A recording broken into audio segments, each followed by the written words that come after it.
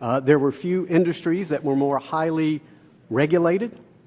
Fiducia, FIREA, Sarbanes-Oxley, the list goes on. We hear a lot about Wall Street greed. I could not agree more. I'm just curious, at what point was there not greed on Wall Street? So I'm wondering how that could necessarily be the determining factor.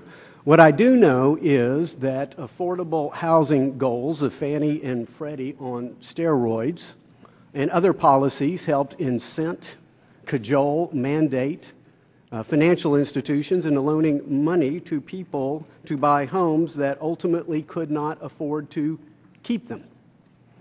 My Democratic colleagues at the time said, let's roll the dice on housing. They did, and the economy imploded. It wasn't deregulation, it was bad regulation that helped lead us into this crisis. And so if you get the wrong diagnosis, you get the wrong remedy. Dodd-Frank has been the wrong remedy, adding incomprehensible complexity to incomprehensible complexity. Now, frequently in Washington, I say frequently, regrettably, it is the rule as opposed to the exception, laws are always evaluated by their advertised benefits, not by their actual benefits or actual cost.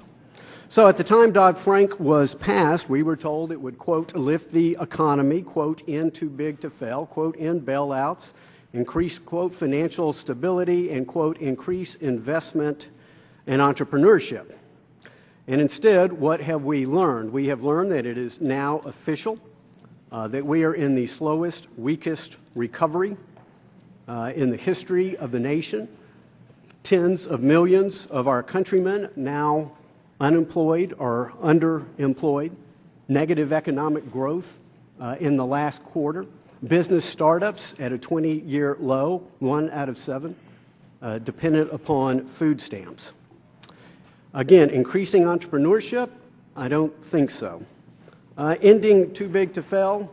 We've had this debate before. We had it yesterday, we'll have it today, we'll have it tomorrow. Dodd-Frank codified too big to fail into law, and it is now demonstrable 4 years later that the big banks have gotten bigger and the small banks have gotten fewer. Financial stability, I suppose that is a debatable proposition. Financial stability is now defined by the unelected and unaccountable bureaucrats. I don't know, with the increased concentration, though, in our larger financial institutions, whether one can say we've achieved financial stability. But what I do know is it comes at an incredible cost. Thanks to Dodd-Frank, it is now harder for low and moderate income Americans to buy a home. Again, thanks to Dodd-Frank, there are fewer community banks serving the needs of small businesses and families. Thanks to Dodd-Frank, Main Street businesses and farmers faced higher costs in managing their risk and producing their products, which is impacting every single American at their kitchen table. Thanks to Dodd-Frank's Volcker rule, our capital markets are less liquid than before, making it more expensive for companies to raise working capital, which harms Americans saving for retirement and children's education. Thanks to Dodd-Frank, services that bank customers once took for granted, like free checking, are being curtailed or eliminated.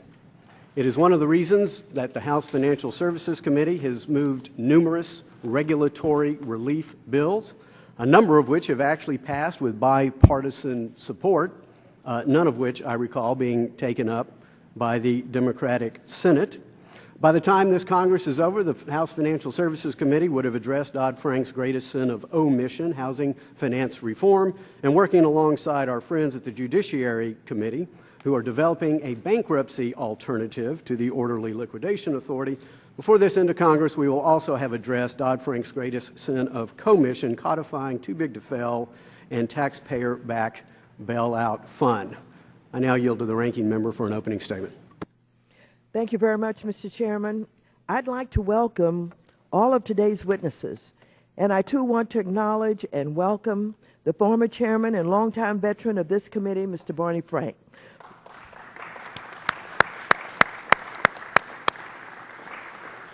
And I'm so pleased that he has agreed to be the Democratic witness today.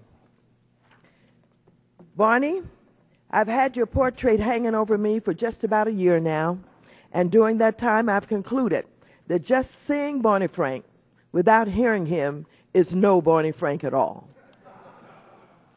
I'm pleased we all will be able to hear you today, and I hope to hear you remind my Republican colleagues about just how close to the brink we came in 2008, and about why Congress and the President responded forcefully with your namesake legislation, the Dodd-Frank Wall Street Reform and Consumer Protection Act.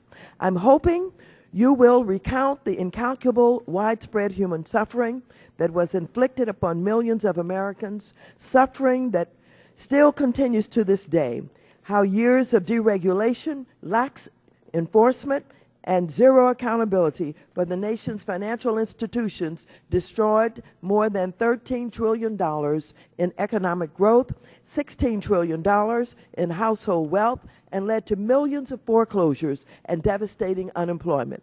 In the aftermath, Democrats and some Senate Republicans passed Dodd-Frank, which provided oversight to Wall Street, gave regulators the tools to end the era of too big to fail entities and taxpayer bailouts, and eliminated loopholes that allowed risky and abusive practices to go unnoticed and unregulated. And most importantly, it restored responsibility and accountability to our financial system, giving Americans confidence in a system that works for and protects them.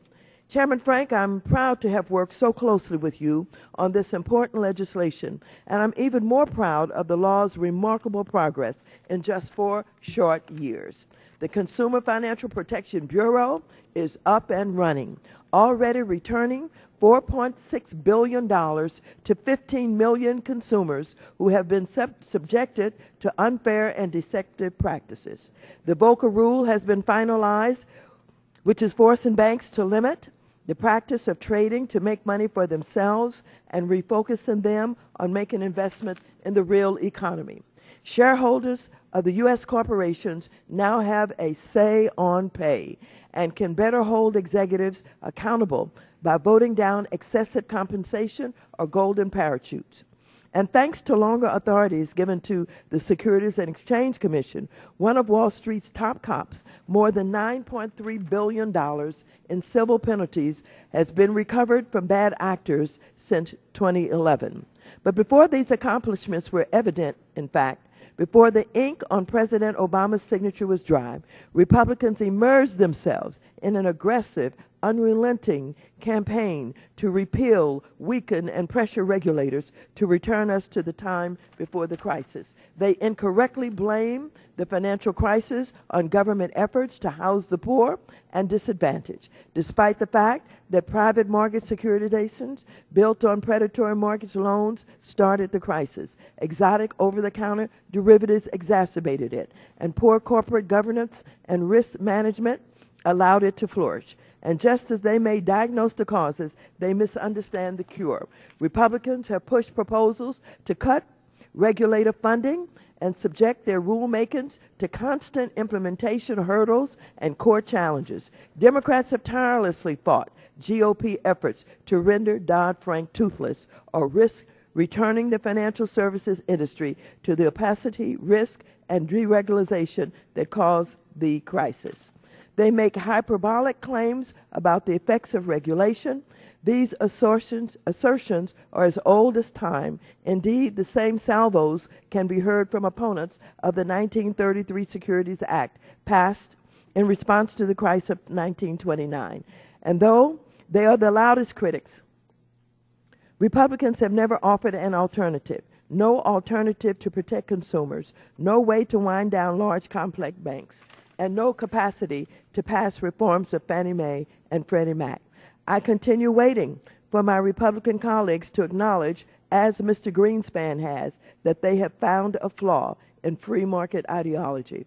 Mr. Chairman, The 4-year anniversary of the Dodd-Frank Act is an important milestone. We should look back and assess how far we've come and where we need to go. And today, I, for one, look forward to correcting the record and getting some facts straight about this historic law and its contribution to the renewed vibrancy of our nation.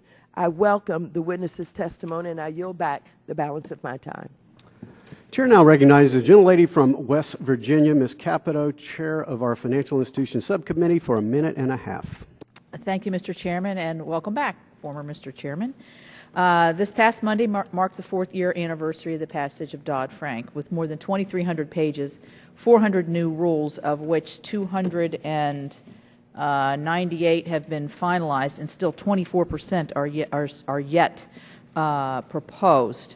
I think we see now that this legislation is having a real detrimental impact on our Main Street businesses and community lenders and consumers. As many of you know, for the past 3 years, I've had numerous hearings in the Financial Institutions and Consumer Credit Subcommittee highlighting the challenges facing community lenders and small businesses. One of my fears during the drafting of Dodd-Frank that it would limit the ability of community lenders to tailor their products to their clients' needs. And unfortunately, we are seeing this become a reality. Later this morning, I will share several accounts from West Virginia lender of cases where they no longer are able to provide West Virginians with tailored product to meet their unique financial circumstances and challenges because of the new regulations. These cases bring to light one of the central flaws of Dodd-Frank, which is the premise that lending decisions are best determined by Washington bureaucrats rather than local lenders. Lenders need flexibility to tailor their products. Removing this critical flexibility is a detriment to rural communities like those that I represent in West Virginia. Unfortunately, the consequences of Dodd-Frank are not limited to access to credit. Life insurance policyholders could potentially see increases in premiums if life insurers are forced to capital levels designed for a lending institution. I will continue to work with the chairman, both Hensarling and Nagelbauer, to resolve this unintended consequence, and I yield back. Time of the gentlelady has expired. Chair now recognizes the gentlelady from New York, Ms. Maloney, for a minute and a half, ranking member of the Capital Markets Subcommittee. Okay. Thank you, Chairman and Ranking Member, and welcome to Chairman Frank. We miss you. It's great to see you. This legislation bears your name and was the most sweeping overhaul of our financial regulations since the Great Depression. History shows that financial reform is a work in progress and will improve and solidify with time. When the Investment Company Act of 1940 was passed, it was called at the time, and I quote, "the most intrusive financial legislation known to man or beast," end quote. That same intrusive financial legislation is now the cornerstone of the large and thriving U.S. mutual fund industry. It is also important to remember that even the post-Depression financial reforms took a very long time to implement. While the Securities Act of '33 was a landmark reform of our securities markets, the SEC didn't adopt the '33 Act's main anti-fraud rule, Rule 10b-5, until 1948, or over 15 years after the '33 Act was passed. In sum, financial reform, done properly, takes time. It requires flexibility on the part of regulators, the industry, and Congress. So I look forward to our witnesses today, and will respond by saying when President Obama entered office, we were shedding 700,000 jobs a month. We've had 52 months of private sector job growth. Last month, over 288,000, resulted in the Dow being the highest ever, 17,000 with the stock market. We're moving in the right direction. Financial reform is a part of our financial growth and stability. Time of the gentlelady has expired. The chair now recognizes the gentleman from Texas, Mr. Nagelbauer, chairman of our Housing and Insurance Subcommittee, for 1 minute. Thank you, Mr. Chairman. The Dodd-Frank Act was the most far-reaching financial reform legislation since the Great Depression. To put it in perspective, if you took the Securities and Exchange Act of 1933, the Securities Exchange Act of '34, Gramm-Leach-Bliley, and Sarbanes-Oxley, and every amendment you tacked on since then, you'd still need 600 pages to have the same amount of pages as the Dodd-Frank Act. 398 rulemaking requirements compared to 16 for Sarbanes-Oxley. Just in the first 225 rules, 24 million man-hours per year required to comply with it. What does this mean? It means that we have institutions now that are hiring more compliance officers than loan officers, and it's beginning to hurt small businesses all across the country. The SBA recently just said that the microloans have declined every year since the passage of Dodd-Frank. It's declined over $170 billion to 2008, from $170 billion to $138 billion. Recently, we had a loan banker here say that he's hiring more compliance officers than loan officers. Time of the gentleman has expired. Chair now recognizes the gentleman from New York, Mr. Meeks, for a minute and a half, ranking member of our Financial Institutions Subcommittee. Thank you, Mr. Chairman, and I want to thank all of the witnesses for your testimony today. But I want to especially say that it's with great pleasure that I welcome back Chairman Frank. Very few individuals that serve on this committee will experience the great honor of having their picture hung on the walls of this hearing room. This honor speaks volumes to the great influence and impact, Mr. Chairman, of your leadership had within these walls and by extension to our financial services industry and our great country. Many have forgotten how far we have come. You led when the country needed strong leadership, when our most prized financial institutions were collapsing, and when average Americans were helplessly losing their jobs and retirement funds. 4 years later, Mr. Chairman, we can proudly say that we have made great progress, not only in restoring confidence in our financial markets, but also in safeguarding and preventing the excessive risky behaviors of the past. 4 years later, Mr. Chairman, more Americans are returning to work. Confidence and trust has returned to our financial institutions and markets, and our banks and credit unions are starting to lend again, but they're doing it more carefully this time. While there is no bill that is a perfect bill, Dodd-Frank has given us the foundation of which to build upon to make sure that there's strength, transparency in our markets, and that Americans can continue to live the American dream. I yield back the balance of my time. Gentleman yields back the balance of his time. The chair now recognizes the gentleman from Wisconsin, Mr. Duffy, Vice Chair of the Financial Institutions Subcommittee, for 1 minute. Thank you, Mr. Chairman, and thank you, witnesses, for being here today. It was widely believed that the financial crisis resulted from a lack of regulation. But today, the regulations that resulted from the 400 new mandates included in Dodd-Frank do not provide any more security to our financial markets. All they do is provide less choice for consumers and, in some cases, expose them to more dangers. In fact, the Dodd-Frank Act was supposedly created to end too big to fail. But all it's done is make it harder for small community banks and credit unions to serve the American people. Take, for instance, the Consumer Financial Protection Bureau. Protecting consumers is a noble goal and a mission that I support. But you don't protect consumers by taking away or limiting products like the CFPB does through the qualified mortgage rule, limiting credit options, or claiming disparate impact based on numbers that don't exist. And the additional dangers the CFPB is exposing consumers to through their data collection is absolutely unacceptable. The Dodd-Frank Act has not made the American consumer safer, and it has failed to end too big to fail. As we celebrate the Dodd-Frank birthday, I think the American people realize there is not much to celebrate. I yield back. Time of the gentleman has expired. The chair now recognizes the gentleman from Connecticut, Mr. Himes, for 2 minutes. Thank you, Mr. Chairman, and I too welcome the panel, and especially our former chairman and my friend Barney Frank. It's a real pleasure to have you back here. I want to make an observation about the 80-page reflection that the majority produced on Dodd-Frank. I read it closely and carefully, and what is most interesting to me about that, and this opportunity on the 4th-year anniversary of the passage of Dodd-Frank, what is most interesting to me about that 80-page report is the dog that didn't bark. It has for 4 years, of course, been the practice of the other side to abide by the idea that if you don't have something nasty to say, say nothing at all. And the 80 pages on this 4th anniversary are related exclusively to Title I and Title II, two titles of a 16-title bill. The reflection, the 80 pages, makes no mention of the CFPB and the billions of dollars that have been returned to some pretty badly abused consumers. No mention of the fact that the CFPB is stopping the selling of toxic mortgages to American families. No mention of the first meaningful regulation of the massive derivatives market, a market which was at the very center of the meltdown of 2008. And of course, there is no mention in either that 80 pages or any of the opening statements from my friends on the other side about the fact that the financial markets today are thriving, in many cases as they never have before.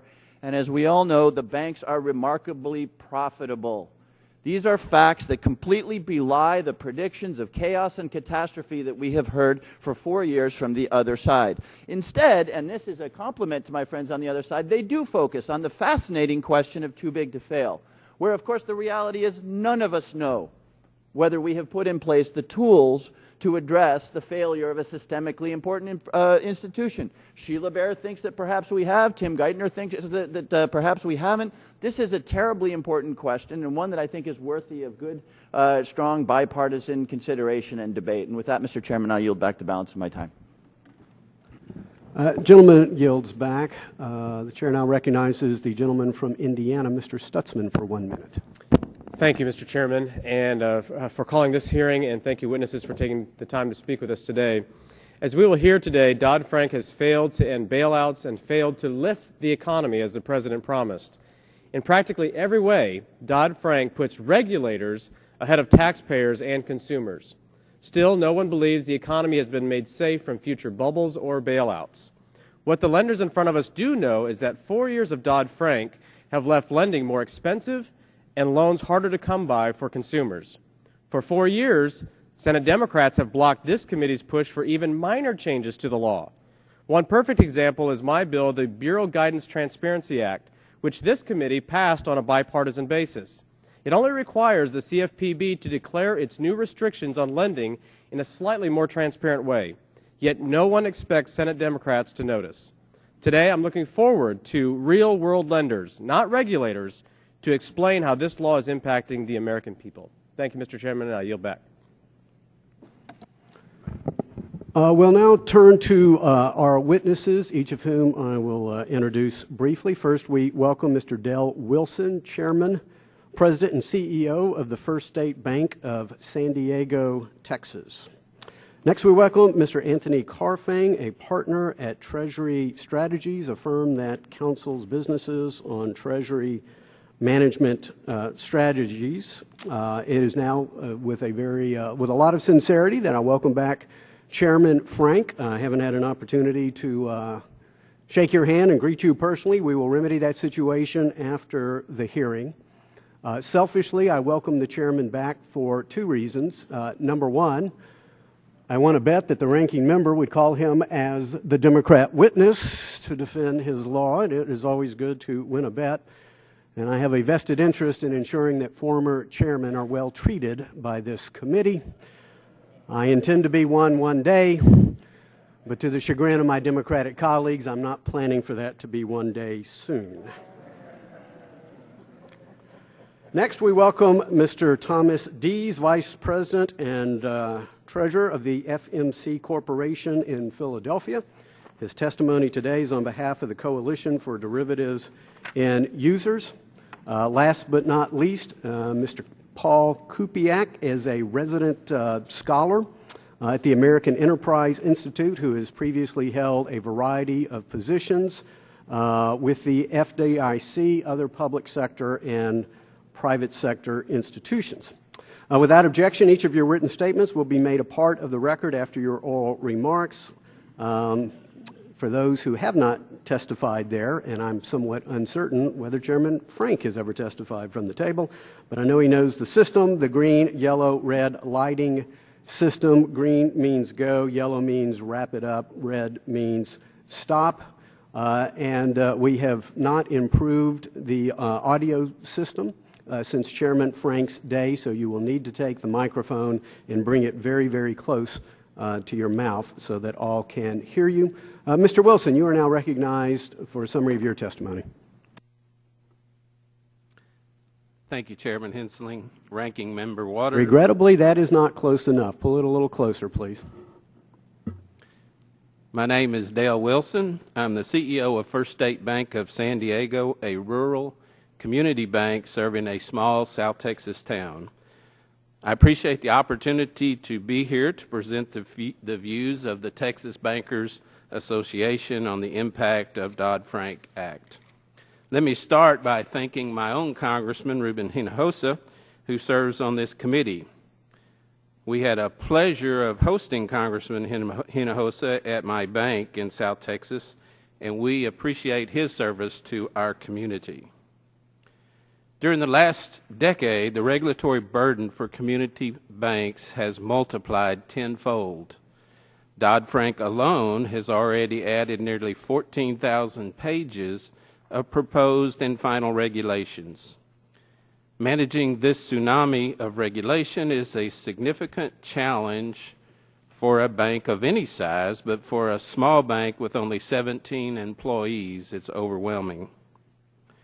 Today, it is not unusual to hear from bankers ready to sell to larger banks because of the regulatory burden has become too much to manage. Since the passage of Dodd-Frank, there are 80 fewer Texas banks. These banks did not fail. Texas has one of the healthiest economies in the country. We call it the Texas Miracle. These were community bankers, and I've talked to some of them personally, that could not maintain profitability with regulatory cost increasing between 50 and 200%. These are good banks that for decades have been contributing to the economic growth and vitality of their towns, but whose ability to serve their communities is being undermined by excessive regulation and government micromanagement. The real costs of the increased regulatory burden are being felt by small-town borrowers and businesses that no longer have access to credit. When a small town loses its only bank, it loses its lifeblood.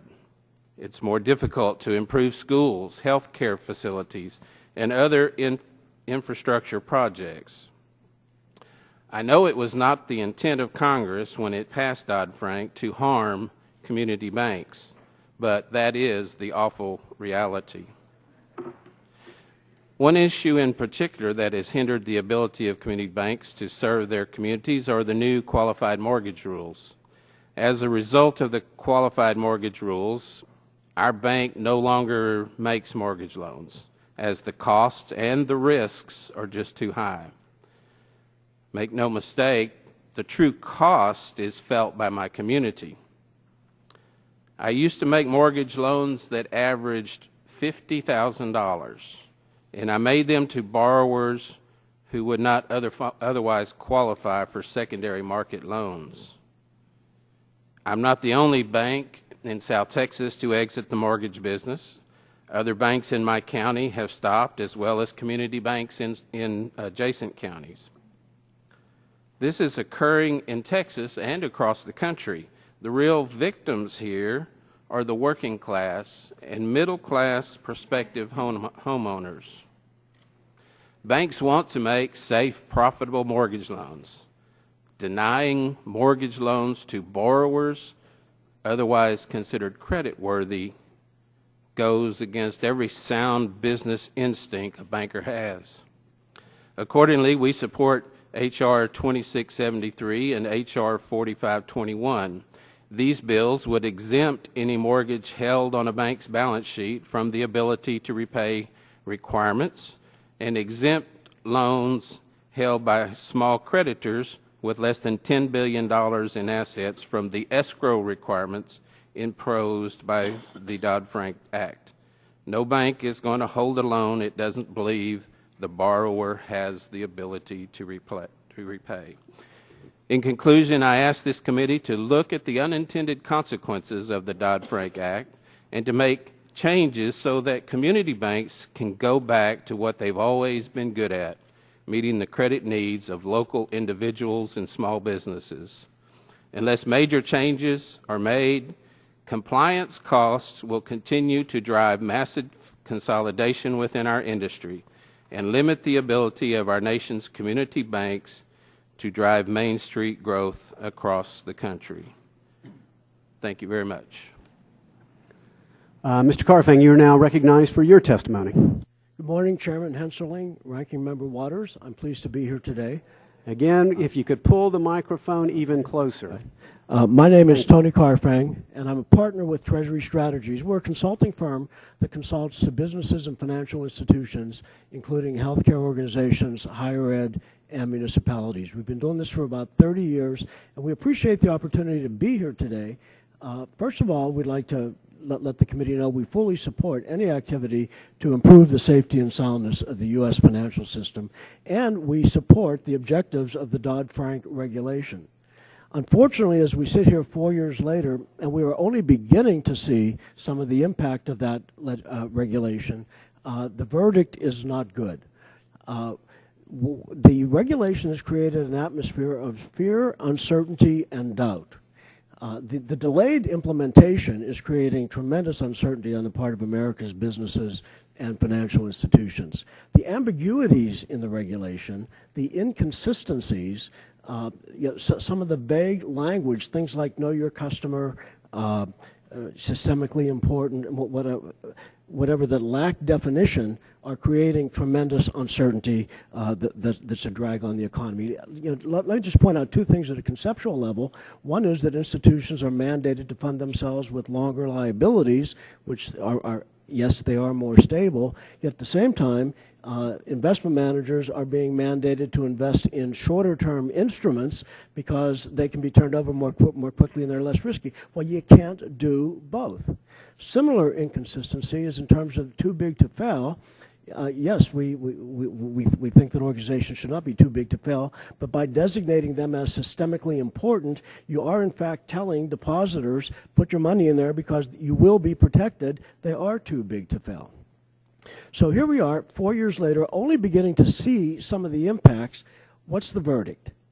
Let's list through the items in the preamble of the Act and see how we've done. First is we want to improve the safety and soundness of the U.S. financial system. Well, the U.S. capital markets are by far the most robust and the deepest markets in the world.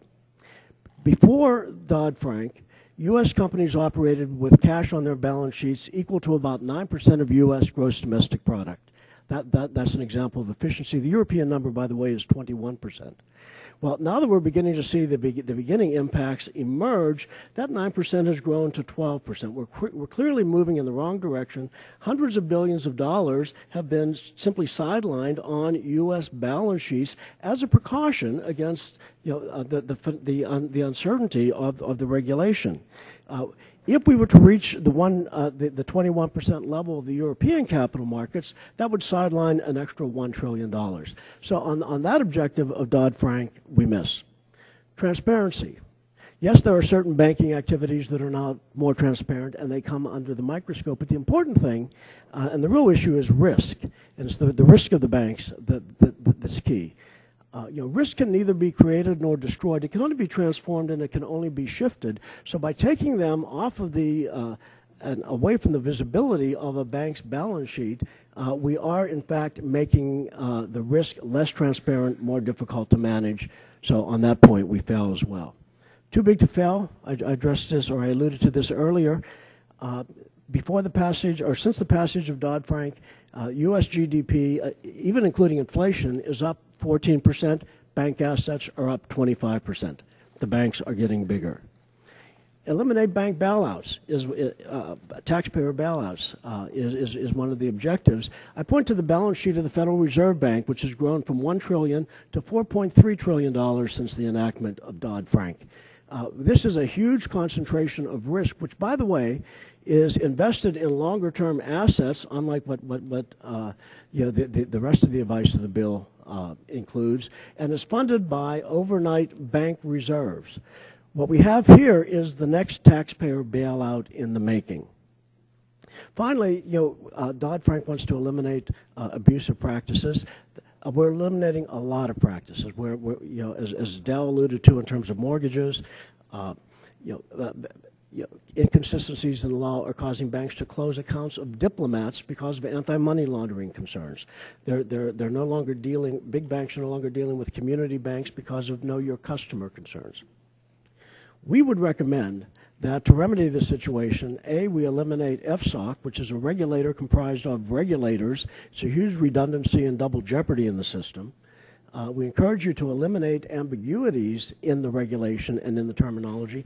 And then finally, to carve out some protections for the 99.999% of all American businesses and financial institutions that had nothing to do with this regulation.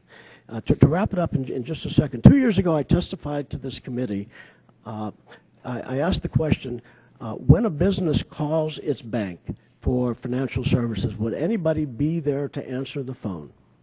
We now know the answer to that, and the answer is yes. The compliance officer will be there, not the loan officer. Ladies and gentlemen of the committee, that is no way to run the best economy in the world. Thank you very much. Again, Chairman Frank, welcome back home. You are now recognized for your testimony. Thank you, Mr. Chairman. I apologize that my written statement was not in the form that should have been. It was a last-minute thing, and on the other hand, I think any problem with an element of surprise is probably not a problem here. I don't think any of the members of the committee will be surprised by what I say. I want to begin with the too big to fail question. And the issue, I think, is an interesting one because, first of all, as I said in what I did write, I thought I was surprised myself at how bipartisan the committee's report was. For instance, in saying that this whole problem started with Ronald Reagan in 1984 with Continental Illinois, the committee report said that this began with Ronald Reagan in Continental Illinois, and then it was continued by Bill Clinton with Alan Greenspan taking the lead in long-term capital management. But the report clearly puts most of the blame on George W. Bush and his aides, Mr. Paulson and Mr. Bernanke, because it said this really became a problem with Bear Stearns. And while I recognize that's a very bipartisan thing for a Republican committee to do, to put major blame on those two presidents, I think you've been a little unfair to them. And I think their need to respond there shows that was a problem that had to be dealt with. On the other hand, I was struck by your bipartisan effort to embrace Tim Geithner, but I think you got it wrong. You misunderstand Mr. Geithner in that report. Geithner does say we still have a too big to fail problem, but the problem he sees is exactly the opposite of what I think most Republicans think. There was this argument that we're going to have bailouts. Tim Geithner's explicit point is that we did too good a job in preventing bailouts. I urge people to read his book when he has this conversation with Larry Summers. He objects that we shut down too many of these ways to do it. So Geithner is one who believes, look, everybody understands that there are going to be institutions that are too big to fail. Everybody also understands that when I move my hands, you hear the cutters, the shutters cut. What Geithner has said is that given the size of banks, yeah, and everybody understands that from Ronald Reagan in Continental Illinois. The question is, how do you deal with that as long as they are that size? And what Geithner says is, he believes inevitably there's going to be the need at some point for federal taxpayer intervention, and we did too good a job in shutting that down. So when you cite Geithner, you would understand that's what you are citing. The other argument that I think is more easily, well, why do we not do too big to fail? There were two arguments. One, that we have made being designated a systemically important financial institution very attractive. That is interesting because every institution which has been threatened with being named has reacted very violently and very negatively. For people who tell me you're supposed to listen to the businesses, how come you haven't heard that the businesses hate the idea of being designated? That instead of it being an advantage, they think it's a curse. When you talk about, this is a great advantage, and you ignore what the businesses themselves say about this, those who could be designated, I think that's a very Marxist analysis. But the Marx in question is Chico. When he said in one of his movies, who are you going to believe, me or your own eyes? Who are you going to believe, your own viewpoint or what the financial institutions tell you? The other argument on too big to fail is that, even though the law says the Fed should not give money to insolvent institutions and the Secretary of the Treasury should not do what we've done in the past, give them money and keep them alive to pay their debts, they'll violate the law. And I have heard the most astonishing argument that political pressure in this country will force the Secretary of the Treasury, the President, maybe the head of the Fed, to violate federal law by advancing money to keep these people in business. What the law says is you may have to pay some of their debts, as Ronald Reagan recognized in 1984 with Continental Illinois, but first of all, you put them out of business. You put them in a receivership, and secondly, you get the money back. Finally, I was very struck by the frankly schizophrenic approach that the majority seems to be taking on subprime loans, or loans to poor people. I was astonished, again, I get astonished a lot these days, I'm out of the business, that there's a criticism that under the bill, fewer loans are being made to low-income people. Yeah, that was part of what I thought everybody wanted to do. I thought there was a consensus that too many loans were being made to those people. And then when you blame the Community Reinvestment Act, I would just like to cite testimony of our banker from Texas who says community banks didn't make bad loans. I agree. And guess what? They're all subject to the Community Reinvestment Act. So if the Community Reinvestment Act was so distorting, that's a problem. Finally, I would say I look forward to congratulating you, Mr. Chairman, on the 4th anniversary coming up. I know that this committee passed a bill on Fannie and Freddie, but it hasn't passed the House even. So I think we are about to see the 4th anniversary of your party being in control of the House and not doing anything about this problem that you say is such a serious one. Mr. Dees, you are now recognized for your testimony. Thank you, Mr. Chairman, and good morning to you, Ranking Member Waters, and the members of this committee. I'm Tom Dees, Vice President and Treasurer of FMC Corporation, and also immediate past Chairman of the National Association of Corporate Treasurers. FMC and NACT are members of the Coalition for Derivative End Users, representing thousands of companies across the country that employ derivatives to manage day-to-day business risks. First, let me sincerely thank both the Chairman and the Ranking Member, along with the distinguished members of this committee, for doing so much to protect end users from the burdens of unnecessary regulation. The press often portrays Capitol Hill as paralyzed by gridlock. Well, when it comes to the needs of Main Street businesses, the members of this committee have worked together to get things done. You've supported the End User Margin Bill, H.R. 634, championed by Representatives Grimm and Peters, and the Centralized Treasury Unit Bill, H.R. 677, which Representatives Moore and Stivers have done so much to move forward. We're hopeful that a version of that bill, modified through discussions with the Chairman and the Ranking Member's staffs, will soon come to the House floor.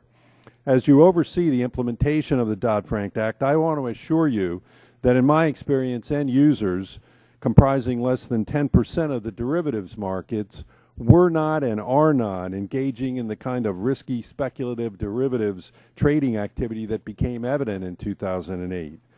We use derivatives to hedge risks in our day-to-day business activity. We're offsetting risks, not creating new ones. We support the transparency in the derivatives market the Dodd-Frank Act attempts to achieve. We also believe it's sound policy and consistent with the law to exempt end users from provisions intended to reduce the inherent riskiness of swap dealers' activities. However, at this point, 4 years after passage of the Act, there are several areas where the regulatory uncertainty remaining compels end users to continue to appeal for legislative relief. Among areas of concern, I'd like to invite your attention to two. First, margining of derivatives. FMC Corporation, an innovator in the chemical industry, was founded almost 130 years ago. This is our 83rd year of being listed on the New York Stock Exchange. When we went to that market in 1931, the NYSE was the largest pool of capital to grow our business. Today, using derivatives, we have an additional and even larger market that's cheapest and most flexible way for us to hedge everyday business risks of foreign exchange rate movements, changes in interest rates, and global energy and commodity prices. Our banks do not require FMC to post cash margin to secure mark-to-market fluctuations in the value of derivatives. To do so would divert cash from funds we would otherwise invest in our business. The proposals by the banking regulators would mandating collection of margin from end users are not only out of sync with the CFTC, but also with the European regulators as well. Further, an imposition of margin requirements on end users would effectively negate the benefits of the end user clearing exception, which Congress included in the text of the Dodd-Frank Act. We believe end users and their swap dealers should remain free to negotiate mutually acceptable margin arrangements instead of having regulators impose mandatory daily margining with its uncertain liquidity requirements. The Coalition also recognizes the efforts of the CFTC to provide relief on centralized treasury units. But as a recent Coalition survey shows, it doesn't work for most end users. End user treasurers have long used widely accepted risk reduction techniques to net exposures within their corporate groups so they can reduce derivatives outstanding with banks. However, the internal centralized Treasury units they use are set to be designated as financial entities subject to mandatory clearing and margining, even though they're acting on behalf of non-financial end-user companies otherwise eligible for relief from these burdens. Although I've focused here on two main issues, end users are concerned about the web of at times conflicting rules from U.S. as well as foreign regulators that will determine whether we can continue to manage business risks through derivatives. Our fear is that cross-border regulatory uncertainty and conflict could put FMC and other American companies at an economic disadvantage. The end-user exemptions from margining and clearing we thought would apply are still uncertain, confronting us with the risk of foreign regulatory arbitrage and potential competitive burdens that could limit growth and ultimately our ability to sustain and even grow jobs. Thank you again for your attention to the needs of end-user companies. Mr. Kubiak, you are now recognized for your testimony. Chairman Hensarling, Ranking Member And I have to bring that microphone closer, please. And distinguished members of the committee, thank you for convening today's hearing and for inviting me to testify. I'm a resident scholar at the American Enterprise Institute, but this testimony represents my personal views. The primary goal of the Dodd-Frank Act was to end the perception that the largest financial firms are too big to fail and remove the risk that a large institutional failure could create financial instability unless the government protects investors from loss. After 4 years of implementation, Dodd-Frank has imposed a host of new regulations that are depressing economic growth, but it has failed to meet its primary objectives. Regulatory data on bank funding costs show that in the years prior to the financial crisis, 2005, 2006, and 2007, the largest banks, banks with assets greater than $100 billion, did not enjoy a subsidy on their funding cost. Instead, their average cost of funding was higher than the cost incurred by smaller banks, but the difference was not statistically significant in any year. In post-crisis, post-Dodd-Frank data, 2012, 2013, and 2014, the largest banks have lower average funding costs compared to smaller banks. In each year after the passage of Dodd-Frank, large banks have enjoyed a funding cost subsidy of more than 22 basis points, and in each year this subsidy estimate is highly statistically significant. The passage of Dodd-Frank has not eliminated too big to fail, but instead it coincides with the emergence of a sustained large bank funding cost subsidy that did not exist before the financial crisis. It's not hard to understand why investors might still believe in too big to fail. In the financial crisis, the government demonstrated that it would not let the largest financial institutions fail, and Dodd-Frank has not diffused these expectations. After Dodd-Frank, the large institutions are subject to enhanced prudential supervision and regulation by the Board of Governors.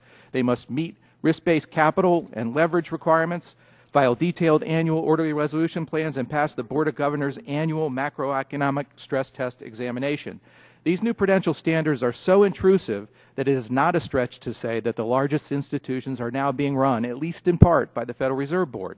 The Federal Reserve Board closely monitors the largest institutions, and after Dodd-Frank, it has the power to require a wide range of changes in these institutions' operations if, in the Fed's judgment, changes are needed to prevent failure or financial instability. When one of these institutions experiences a serious hiccup, the Fed will at least be partially responsible. So given these changes, why wouldn't a rational investor conclude that these institutions are too big to fail? Dodd-Frank is supposed to eliminate the government's ability to use taxpayer guarantees and bailouts to prevent financial instability when a large institution fails. Designated institutions must file orderly resolution plans or blueprints for a speedy reorganization using Chapter 11 bankruptcy, and these plans must not cause financial instability. The Board of Governors and the FDIC must approve these plans, and they have the power to require operational changes or even divestitures if, in their judgment, the plans do not facilitate an orderly bankruptcy. Advertised as prepackaged bankruptcies, these plans are nothing of the sort. The key to a prepackaged bankruptcy is creditor acceptance of the debt restructuring plan before entering bankruptcy. But creditors do not approve Dodd-Frank orderly resolution plans, and indeed firms are not even obligated to follow these plans should they enter bankruptcy. If Title I doesn't do the job, Dodd-Frank has Title II, a backup mechanism for resolving large failing financial institutions.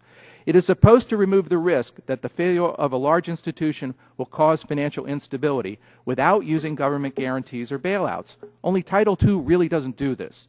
Using the FDIC single point of entry strategy, a Title II resolution will maintain financial tranquility by ensuring all of the liabilities of the failing institution's subsidiaries. In most cases, one of these subsidiaries will be a large failing bank.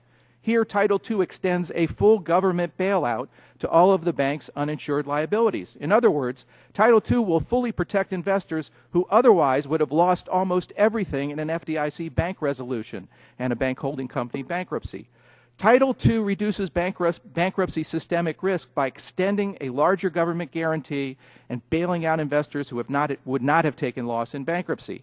In the midst of a crisis, the FDIC will have to use its unseasoned judgment to decide how large the government bailout must be to maintain financial stability.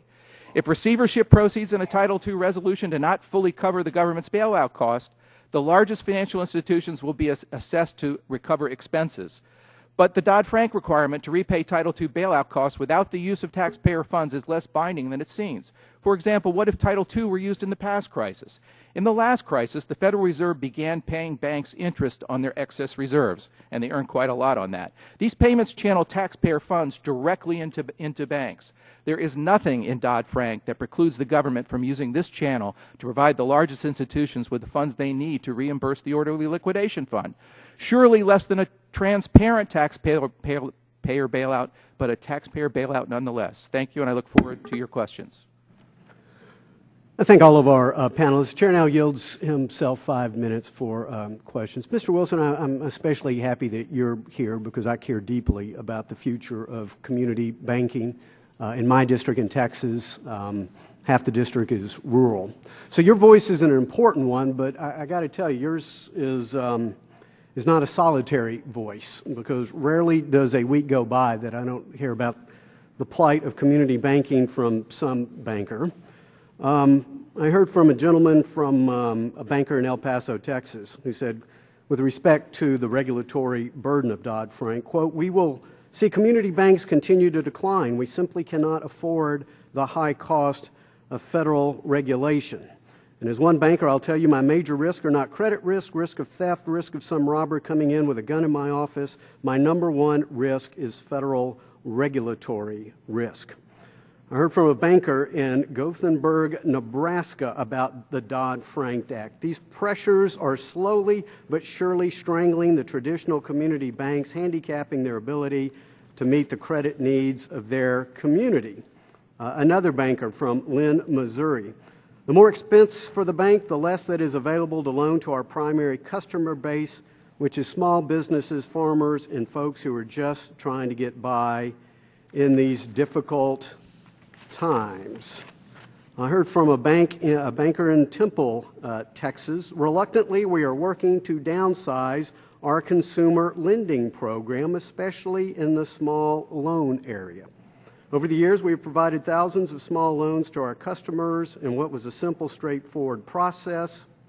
Certainly, this is no longer the case, and many customers are now going to other sources with their credit needs where they can get a loan without the hassle that comes with bank compliance. There's no question these rules will reduce the availability of credit to many credit-worthy borrowers in markets of all sizes. I could go on and on and on. So one banker used the word strangle. Is Dodd-Frank, in your opinion, strangling community banks? Oh, yes, sir. There's lots of challenges to us, and we have 17 employees. And so just when you have the changes to regulation, it's retraining staff, it is retraining systems, and so anytime there's significant regulatory change, it is difficult on small organizations. I also understand the data that I have seen is that there are roughly 800 fewer community banks post-Dodd-Frank than pre-Dodd-Frank, and now they have a smaller market share. Have you seen this study or similar studies, Mr. Wilson? I've heard those numbers, yes, sir. Well, again, it's a sad situation as far as the plight of community banking goes. I'm also, although it wasn't advertised that Dodd-Frank would somehow lift the plight of low and moderate income people, I believe quite the opposite. Although not advertised, it has hurt low and moderate income people. What I have seen is that an analysis of credit cost for those people pre and post Dodd-Frank. Credit cards are now on average 224 basis points. That's over 2 percentage points greater. On residential mortgages, jumbo, 45 basis points greater, conforming 14 points greater. Small unrated corporate debt, 41 basis points. Here's an interesting one, auto financing, 17 basis points less. Well, isn't that interesting, since auto dealers were exempt from Dodd-Frank's CFPB? We also know that the Fed has shown their study on QM once fully implemented without exempting the 95% of mortgages handled by the GSEs, that 1/3 of blacks and Hispanics will not be able to obtain a mortgage due to DTI. I'm still waiting to see the outrage on the other side of the aisle. CoreLogic is again reported when fully implemented, only half of today's mortgage originations will meet QM. Before Dodd-Frank, 76% of banks offered free checking, now only 39%, and it continues to drop. There's also been a 21% surge in checking fees post-Dodd-Frank. The list could go on. Mr. Wilson, I'm going to go back to you. You obviously bank a lot of low and moderate income people. Is Dodd-Frank hurting low and moderate income people? Yes, sir. In our market, that was probably the main niche we had in the housing side. Our census tracts are low to moderate income for our community, and so those that do not have access to that credit from us, it's hurting them. I thank you. I now yield to the ranking member. Thank you very much, Mr. Chairman. To Barney Frank, who worked so very, very hard to bring about protection for consumers, and who spent a considerable amount of time paying attention to community banks.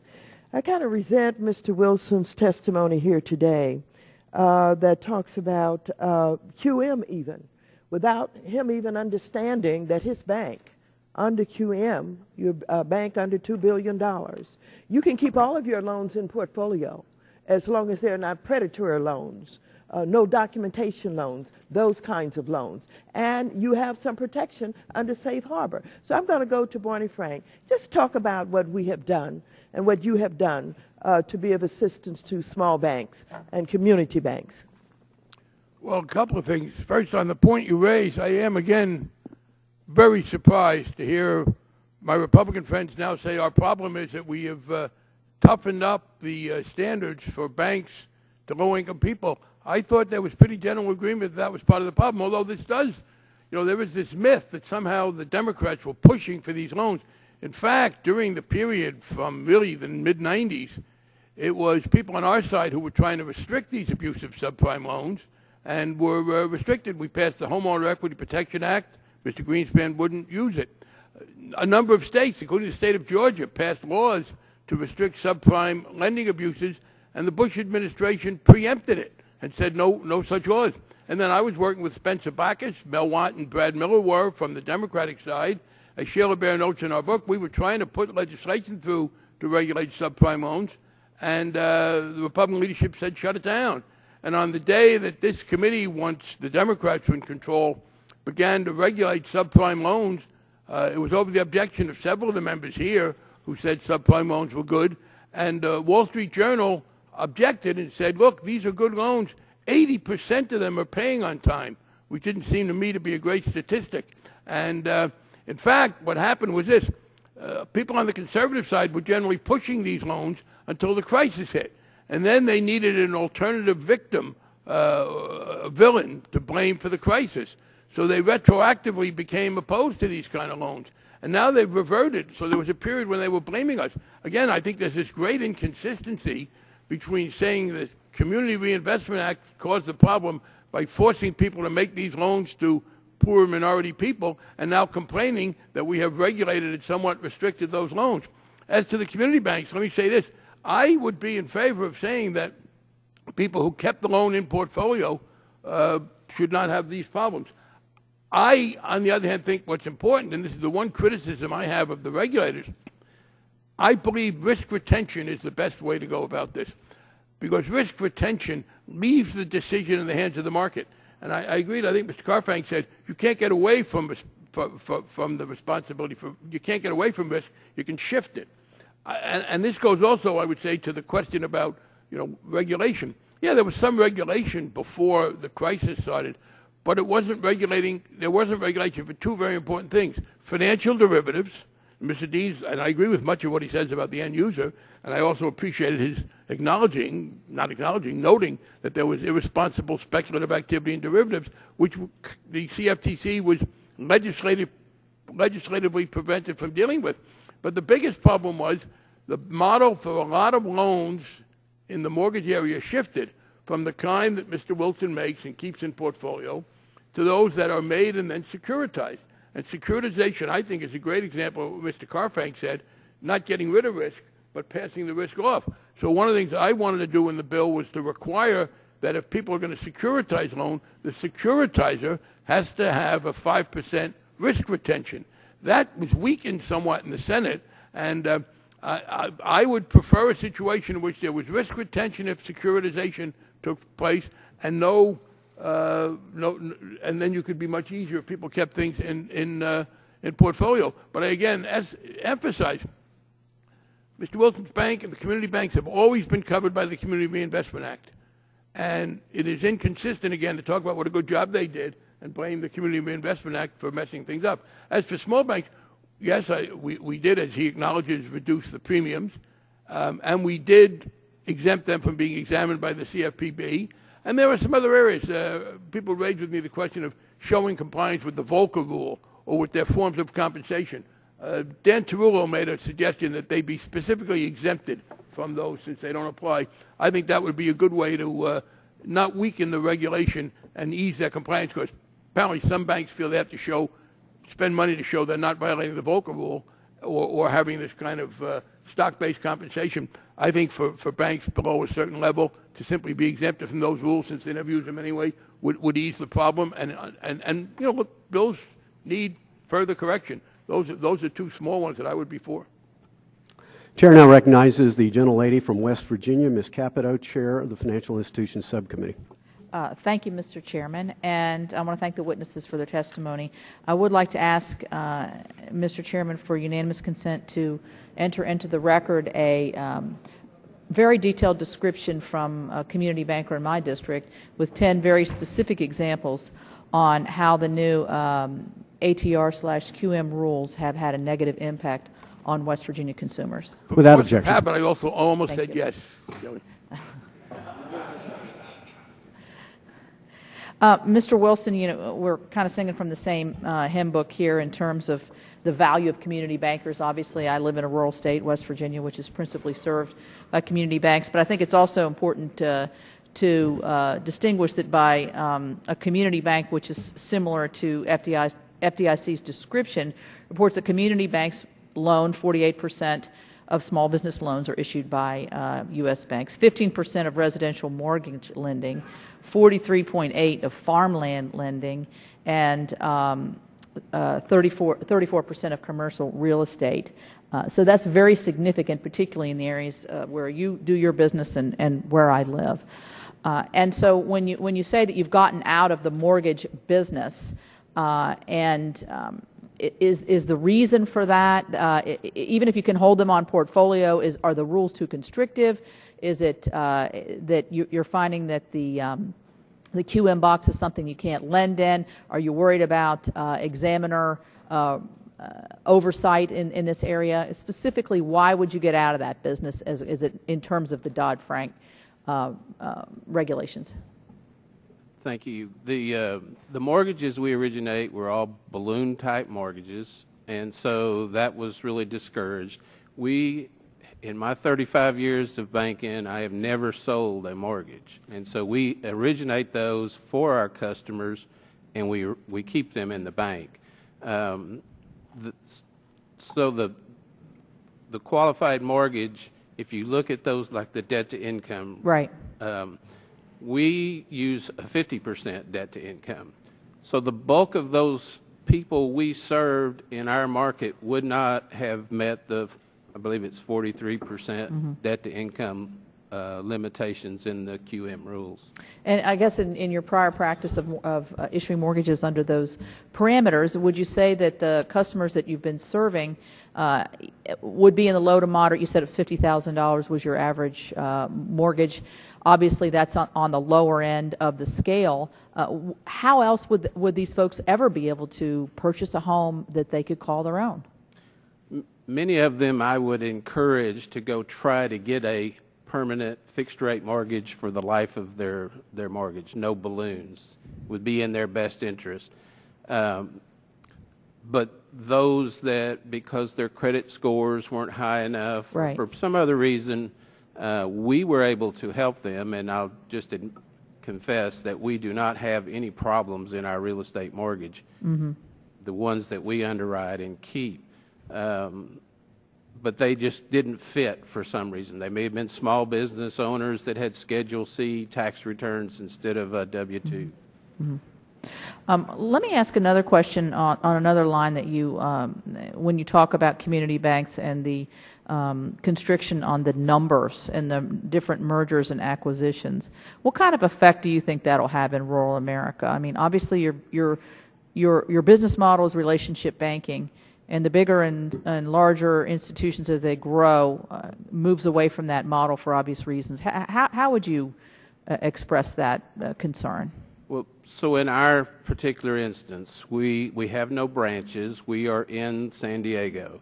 We have a board of directors that lives in that area. We have a president of the bank. We have senior vice presidents. In the branching environment, if we were to sell to a mega bank, you would have tellers and maybe someone to open a new account. All of those positions would be eliminated. Right. Mr. Kupiak, let me ask you this. You didn't really address this in your statement, but something I mentioned in my opening statement, that there's still many, many rules and regulations that are yet to be written in concerning Dodd-Frank. What kind of impact do you think that has on moving forward? Well, the regulatory burden of Dodd-Frank has been significant. I think just a week or two ago it was reported that J.P. Morgan was laying off thousands of people, but hiring thousands of compliance staff. So something like 7,000. So compliance staff, that's to meet the regulatory burdens of Dodd-Frank. In terms of community banks, there's a lot of evidence. There's a Mercatus study that came out that I cited in some testimony in March that showed that the study has Mercatus. I think I've run out of time here. Thank you. Time of the gentlelady has expired. The chair now recognizes the gentlelady from New York, Ms. Maloney, ranking member of the Capital Markets Subcommittee. Chairman Frank, we seem to hear a lot from the other side of the aisle on this committee about how Dodd-Frank's resolution authority for large financial institutions somehow enshrines, quote, enshrines bailouts, end quote, because the FDIC would use money borrowed from Treasury to facilitate a wind down if you needed it. But I remember that when the financial reform bill was in this committee, it was the Democrats on the committee that wanted to avoid the need for the FDIC to borrow from Treasury by creating an upfront resolution fund paid through assessments on financial institutions rather than taxpayers. But I also remember that it was the other side of the aisle who demanded that the upfront resolution fund be removed because they claimed it was, you guessed it, a bailout fund. Now, I would like you to go back to the financial bailouts of 2008 and 2009 and tell us if there was any such action that we did back then that we could do now under the new rules of Dodd-Frank. Dodd-Frank actually said that there is no legal authority to use public money to keep a failing entity in business. The law actually forbids it, and it repeals the power that the Federal Reserve had to extend funds to any financial institution, as which happened with the bailouts with AIG. So would you go back to this point, because this is a point we hear over and over again, how Dodd-Frank Resolution Authority protects taxpayers' dollars. Thank you. I would just like to say preliminarily to respond to comment on something Mr. Kupiak said. To the extent that we were responsible for J.P. Morgan Chase beefing up its compliance staff, I am not embarrassed. Frankly, if they had done that earlier, they would have saved themselves, I don't know how many, in the teens of billions of dollars for non-compliance. So, and I admire Jamie Dimon. I think he does a lot of good job. But they were not over-complying by any means beforehand in a number of areas. The gentlewoman from New York is absolutely right. We did have a fund, and there's been a fundamental difference between the two parties on whether or not we should assess large financial institutions, not community banks, $50 billion and more. In fact, when we were in conference on this bill in 2010, and our position was with the Senate that when the CBO said it was going to cost $20 billion over a 10-year period, that we should get that from the large financial institutions, those of $50 billion and over, and that would have included everybody, whether or not they were SIFIs, et cetera. The Republicans objected in the Senate. I mean, there weren't that many Republicans voting for it, but the Senate Republicans who were going to vote for the bill objected, Senators Brown, Snow, and Collins, and made us take that out because they wouldn't have given the Senate the 60 votes they needed, and instead put it on the taxpayers. So, in fact, we have this history where the Republicans objected to an assessment on the large financial institutions and instead do it for the taxpayers. Similarly here, the Federal Reserve could not do AIG under this law. Now, it is true, people say, well, they can set up a broadly applicable facility, but under this law, and I think Mr. Sherman had a role in this, they have to guarantee that it's a solvent institution with a very high percentage of probability. So we have specifically prevented the Fed from doing what they did with AIG. Now, the argument, as I understand it, is that even though the law says, and the other difference is no money can, we do all recognize, they said, going back to Ronald Reagan in Continental Illinois, that some institutions are so large that you can't just let them not pay their debts without having a reverberations. So the question is, what do you do about it? Under the law now in place, that effort to deal with their debts can't happen until they've been put into receivership. The board's done away with. The shareholders are wiped out. So, as I said, it's death panels, but for the large institutions. And then any money that is spent beyond what was available from the owners has to come back from an assessment, and the Secretary of the Treasury is mandated, not authorized, mandated to recover it. So the argument is that, and I've heard this from people, oh, in a political crisis, a financial crisis like that, there would be overwhelming political pressure on the Secretary of the Treasury to ignore federal law and use public money indefinitely to keep an institution in business. I don't know in what universe people have been living if they think, I think there would be enormous political pressure not to do anything at all. So, yeah, I cannot think of any of these past efforts that would now be legal under our bill. Thank you. Time of the gentlelady has expired. The chair now recognizes the gentleman from New Jersey, Mr. Garrett, chairman of the Capital Markets Subcommittee. So I thank the chairman for a very timely hearing, and so I guess it could only be former Chairman Frank who can put reference of Secretary Geithner's book and Chico Marx all in with one breath. It reminded me of Groucho Marx's statement, which was, from the moment I picked up the book until I put it down, I was convulsed with laughter. Someday I'm going to read the book. So let me go first to Mr. Kupiak.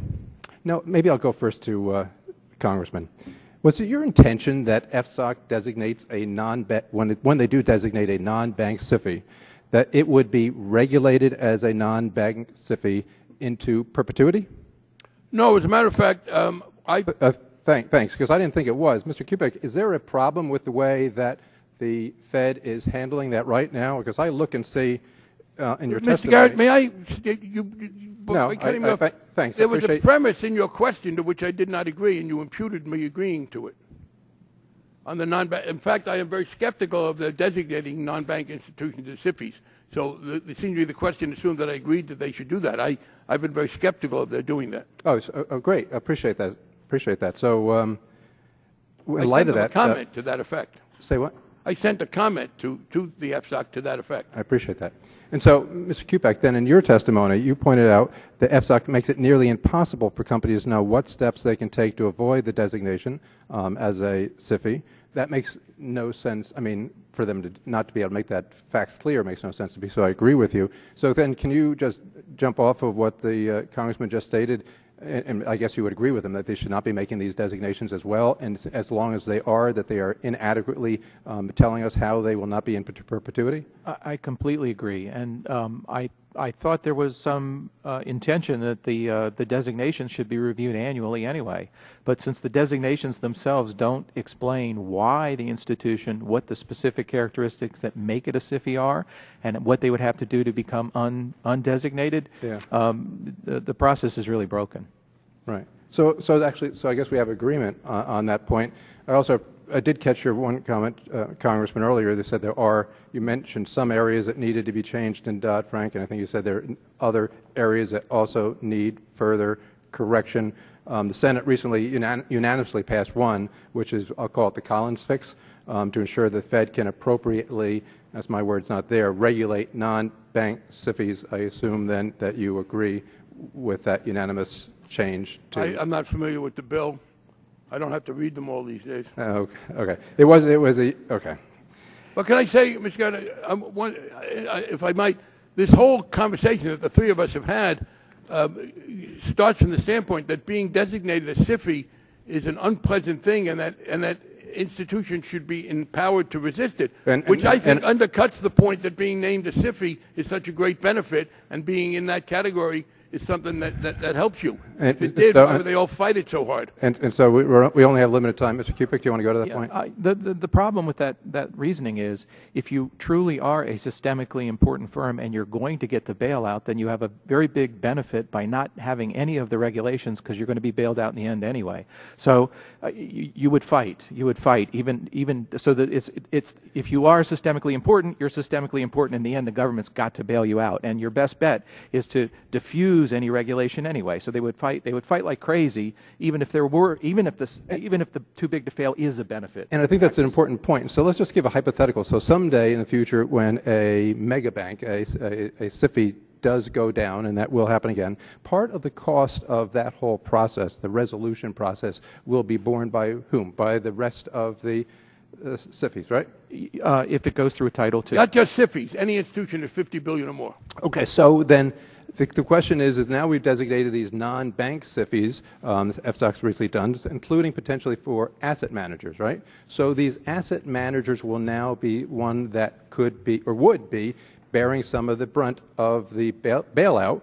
Now, asset managers do not have a lot of capital. So where will the bailout actually be paid for? Won't it be paid for by the retired widow who has funds in the asset manager? The retired widow will be paying for the reckless conduct of these SIFIs. Is that correct, Mr. Kupek? Yes, the asset management companies would have to get the money from somewhere, so the fees would have to go up. It would have to recoup it somewhere. Was that your intention, Congressman? Well, I can't answer that. Retired widow? Let me just restate the question. Is that your intention that retired widows in designated entities would be the ones who would bear the brunt if they were part of the resolution? If it was a serious question, you wouldn't ask it with no time left. So I'll wait for somebody else to ask me that question so I can answer it in a reasonable way. Time of the gentleman has expired. It's a very serious question and a very serious problem. The chair now recognizes the gentlelady from New York, Ms. Velasquez. Thank you, Mr. Chairman. Chairman Frank, as you have seen here today, and you hear, we continue to hear that the Dodd-Frank Act is having a negative impact on the economy.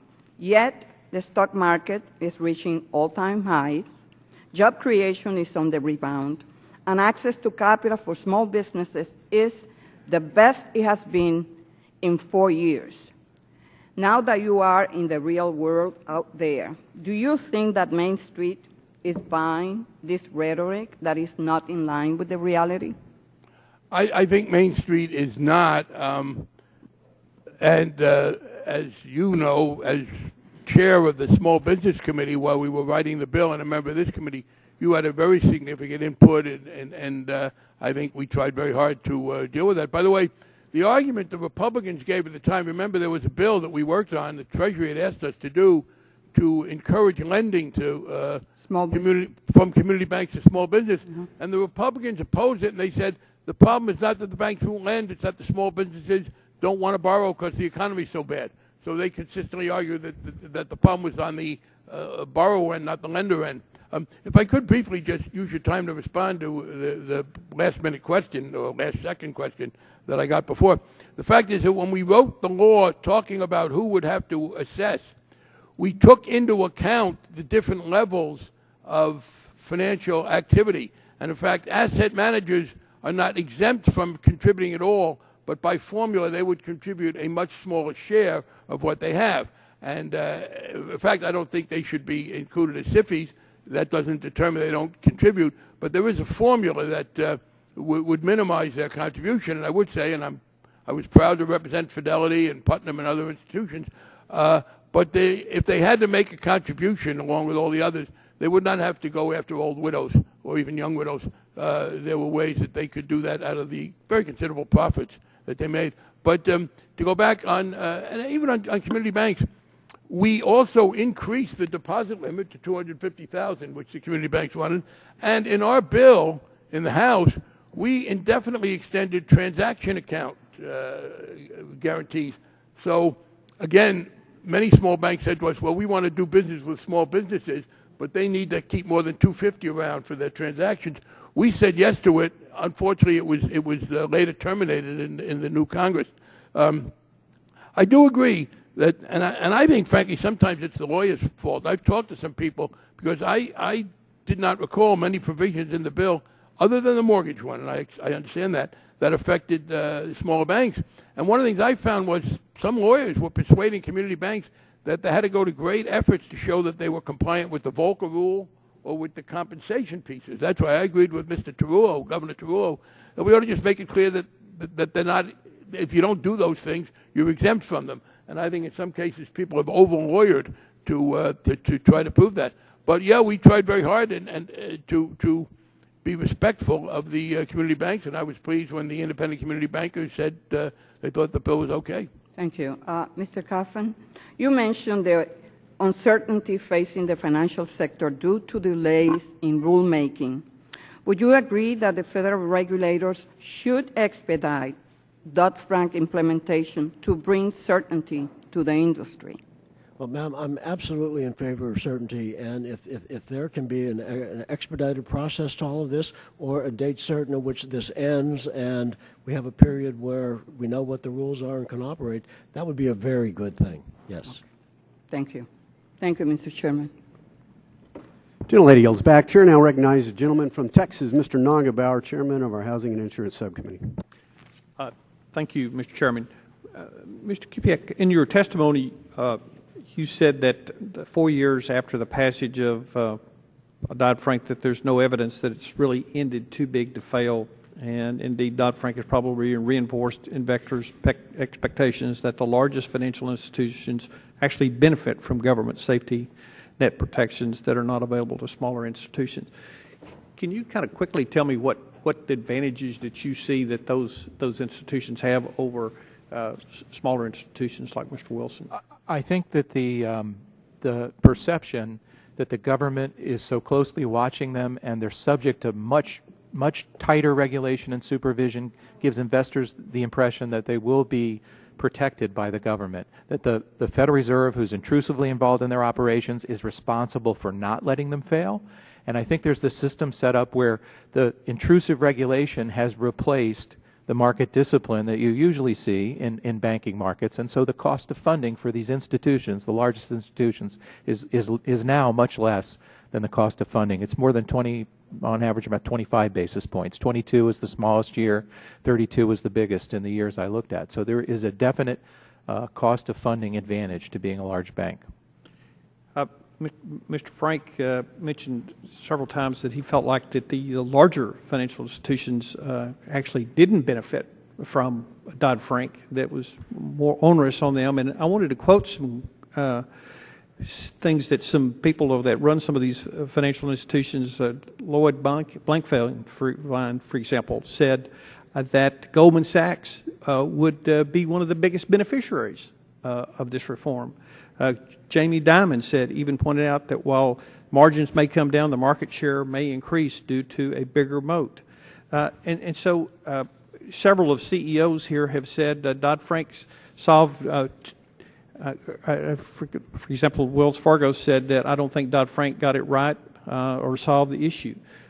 So the question is that we've gone through all these gymnastics of doing this, but in fact the bigger financial institutions have gotten bigger, and we've seen a well, all right, first I didn't ask you a question. Oh, sorry. So the question is the bigger financial institutions have gotten larger, and we've seen a lot of consolidation in the smaller institutions, community banks. We've seen a number of consolidations. If we continue without making some changes to Dodd-Frank, do you think that's the direction that we continue to go, that the larger financial institutions with that advantage get larger at the expense, in many cases, of the smaller institutions? Yes, I think very definitely that the changes in Dodd-Frank will increase the consolidation in the industry and tend to make assets and deposits be concentrated in the largest institutions. There's a number of features, and it's not just the regulation of the largest institutions. Dodd-Frank had a big impact on subchapter S banks, which most small banks are. It doesn't allow you to pay dividends if you get below a capital threshold, and this is the means by which you get money out of a subchapter S. So they can't pay their owners dividends. It stopped the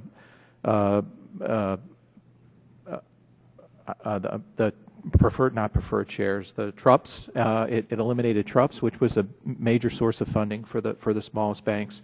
So I think it is shut down. And the large deposits, if you're a large corporate or municipal, you're going to go to the largest banks where you think things will be protected. You're in a Title II resolution.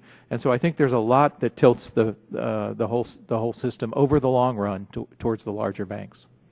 Mr. Wilson, sometimes when you're competing for deposits in your marketplace, particularly if it's a large deposit, do you find it difficult to compete with some of the larger financial institutions that can, say, your CD rates or money market rates?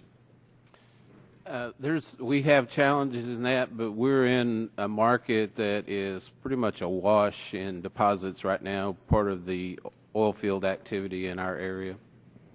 But with your cost, you said you had 17 employees. With your cost, and you add additional compliance costs, it is putting some pressure on your margins in what you can pay on deposits based on what your loan rates are. Yes, sir. Our margins have squeezed considerably over the last 4 years. With that, Mr. Chairman, I'll give you back. Gentleman yields back his 10 seconds. Chair recognizes the gentleman from California, Mr. Sherman. Thank you, Mr. Chairman. To set the record straight, this $50 billion we're talking about was originally $10 billion in the bill, and some of us had to fight very hard to raise that. The original approach was that the SIFIs get the bailout, and the medium-sized institutions are among those paying for it, even though the medium-sized institutions never could have gotten the bailout. The problem we have is twofold, and these problems continue. First, the existence of entities that are too big to fail. And second, the credit rating agencies. As to the existence of entities that are too big to fail, we're told that the current law prohibits using taxpayer money to bail them out. Well, I was here in 2008. Law prohibited using taxpayer money to bail them out. We passed a new law. And one would suspect, in fact, the markets are convinced, that that is exactly what will happen again. And that is why Mr. Kupek testifies that these giant institutions enjoy a 22 basis points benefit. I've submitted to the record of previous hearings that it's closer to 80 basis points of benefit. And as Mr. Kupek points out, the sweet spot is to be a SIFI, but not to be classified as a SIFI. So if the markets believe that you're so big that you'll take down the whole economy, they will loan you money at a lower rate, knowing that Congress acted in 2008 and would probably act the same way again. The solution to too big to fail is not to have institutions that can take down the entire economy. And Mr. Chairman, and I mean the current chairman, who has just left the room, the Republican report that we're here having a hearing on identifies that there are only two legislative answers that have been put forward to deal with this. One is Mr. Capuano's bill that would require additional capital to be held by those that are enjoying this subsidy. And then there's my bill and Bernie Sanders' bill to say too big to fail is too big to exist. Since the purpose of this hearing is to focus on solving problems that haven't been solved, the biggest problem is we may be asked to bail out institutions again, and there are only two legislative proposals to deal with the problem identified in the Republican report. I don't know if the current chairman can speak for the permanent chairman of the committee, but I would look forward to asking him why we can't mark up the only two legislative proposals identified in the Republican report to deal with the problem that we're talking about here. I have a question for Mr. Wilson, and that is, as you already know, the regulators are regulators are currently crafting the QRM rule. Do you agree that this rule needs to be issued promptly and closely track the language of the QM rule to ensure a transparent secondary mortgage market? I'm an advocate for if the bank keeps the mortgage in its portfolio, those rules should not apply to the bank. That's 100% risk retention. That's I think a different issue. Mr. Carfang, do you have a different? Well, risk retention is very important. That's how capital gets allocated appropriately. Gotcha. Mr. Chairman, while I was addressing you while you weren't here, so I'll repeat myself. And I didn't hear you. What? Then I didn't hear you. And that's why I will use my last half a minute to ask you a question, and that is, since the Republican report says we have a huge problem, the too big to fail institutions might be bailed out, since your report indicates there are only two legislative proposals to deal with that problem, Mr. Capuano's bill and mine, is there any chance that instead of just talking about how bad some prior bill is, that we would actually consider the only two legislative proposals identified in your report and mark them up?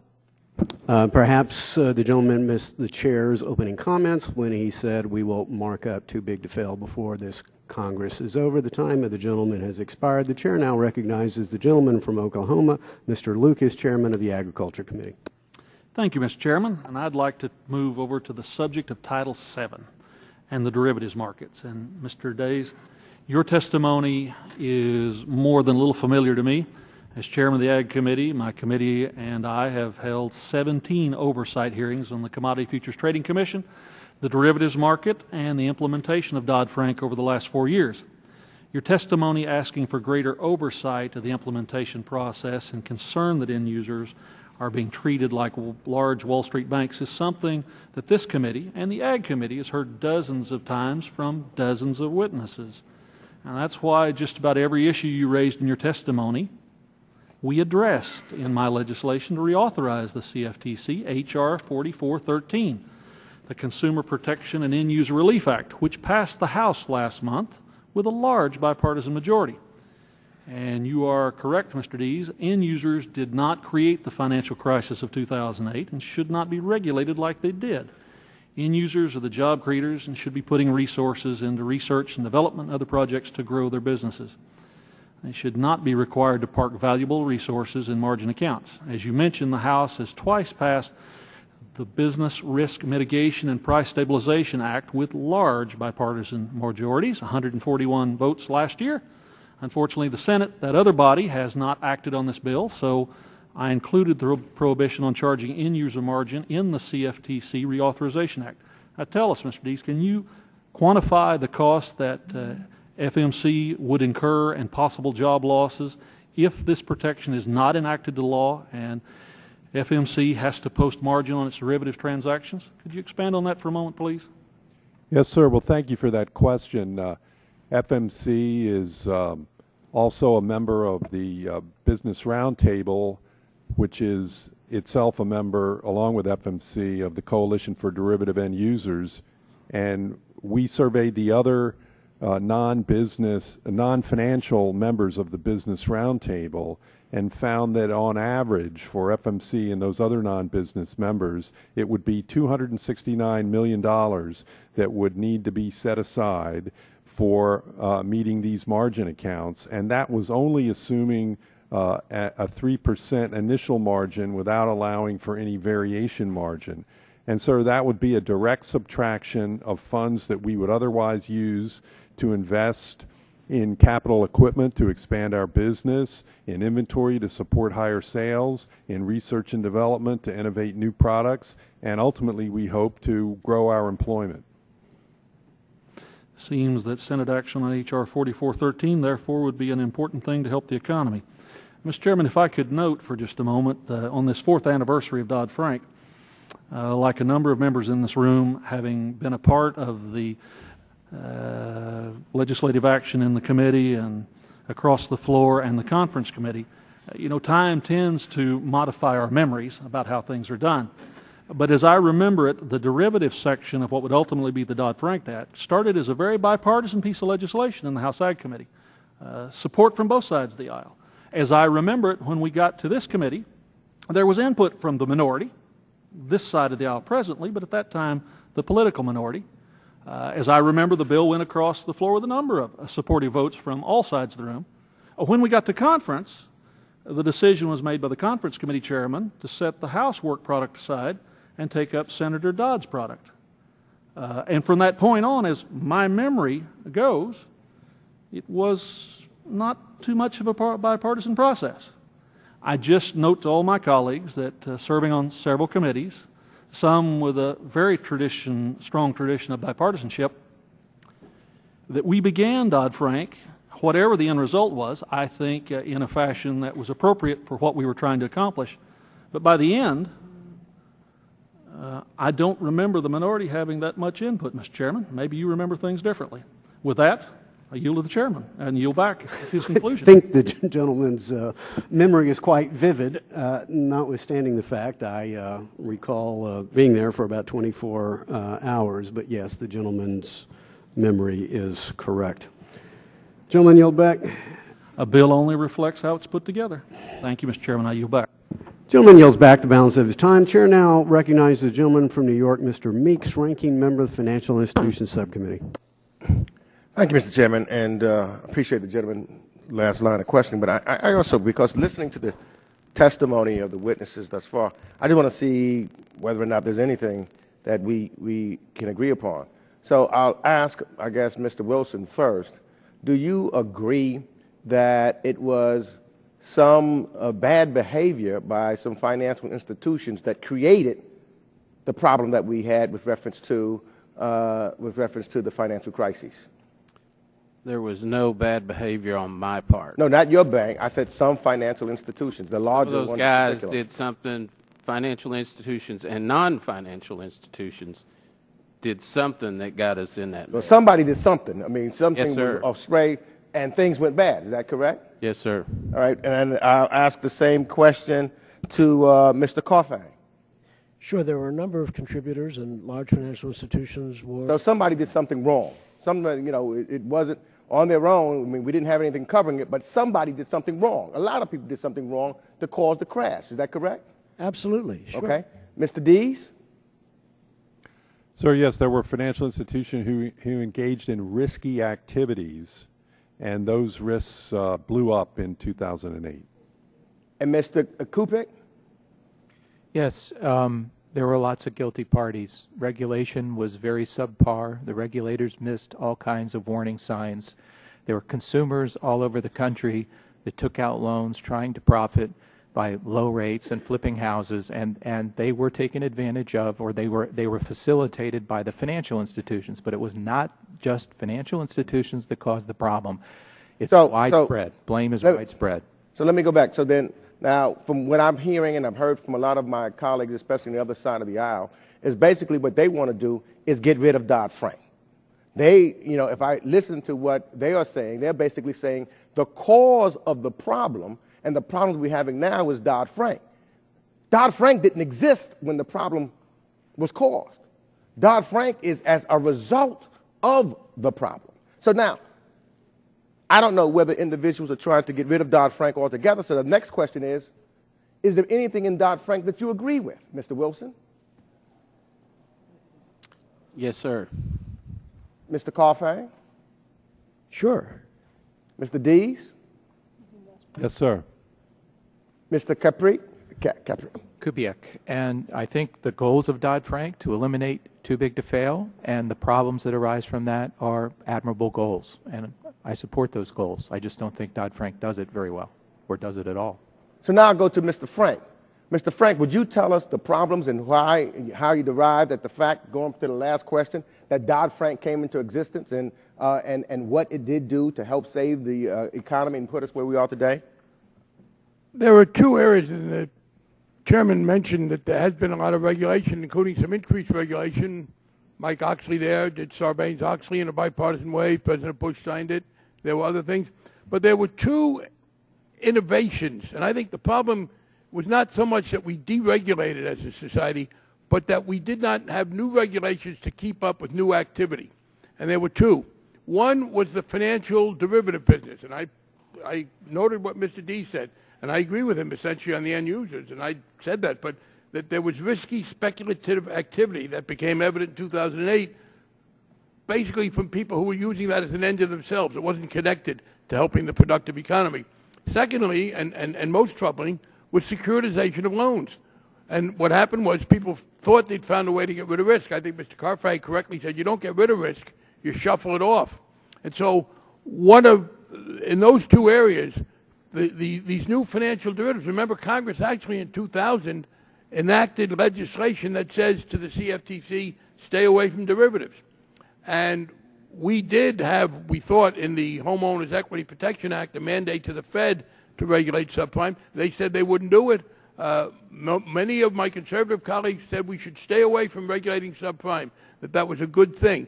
The problem was with securitization, people were making loans, and essentially the incentive became to make a quantity of loans and not quality. And that's why two important parts of the bill, too big to fail. If we get to too big to fail, then things have failed. We don't want the institutions to fail. By stopping these irresponsible loans and making people stand behind the financial derivatives, you hope very much to make it unlikely that people will fail. If there hadn't been bad loans and AIG hadn't sold credit default swaps to people who had bought securities from these bad loans with no idea of how much they owed, we wouldn't have that kind of a problem. Time of the gentleman has expired. The chair now recognizes the gentleman from Missouri, Mr. Lukemeyer, Vice Chairman of our Housing and Insurance Subcommittee. Thank you, Mr. Chairman. Appreciate the opportunity for all of the good folks to be here today and listen to their concerns. And you know, it's interesting. You know, as somebody who's involved in the community banking industry, and you know, been on both sides of the table as an examiner and as a banker before, and then see the regulatory onslaught that's come as a result of the Dodd-Frank bill, it's mind-boggling to see the effect of what has happened. You know, when I go talk to community bankers, the first thing they talk about is the amount of regulation that's coming out of Washington. And Mr. Carfang, you talked about the fear and uncertainty and ambiguity, and man, I hear that every time I talk to a bankers group. Just got done with one a minute ago. Another group of them were here. It's this uncertainty that causes them to not be wanting to go out and invest. And the local community, the business people themselves, have this same fear and ambiguity of an uncertainty from the standpoint of not being able or not wanting to risk their hard-earned blood, sweat, and tears business by expanding. And I've had a banker tell me before that, I asked him, I said, well, how are things going? He said, well, last week I had 3 people come in who had approved the loans for the businesses over the past 2 weeks, and all 3 came in and said, sort of pushed themselves away from the table, said, no, we're going to wait. We're concerned about the economy. We're concerned about this regulatory environment coming out here. And obviously, the President's health care law is a big problem, but also it comes down to Dodd-Frank and the accessibility of funds, the cost of those funds, and the uncertainty that it causes within our economy. So, Mr. Wilson, you talked about, basically I think my view is that community banks were not the problem, yet they've been roped in as part of the solution. And as a result, you talked a while ago about less flexibility and less ability to serve the unique needs of the communities that you set in. I'd like for you to expound on that just a little bit from the standpoint of what goes on with a community bank and how you fulfill those unique needs. We're in a market that's 85% Hispanic, and the mortgage loans that we would originate were somewhat creative, you might say, but they were 5-year balloons. They were not high-risk mortgages. We have very little losses in those portfolios, but we were able to uniquely tailor that loan to meet that customer's needs. And I might say during the lifetime of that loan, we were very flexible if crisis happened in those families of working with those customers.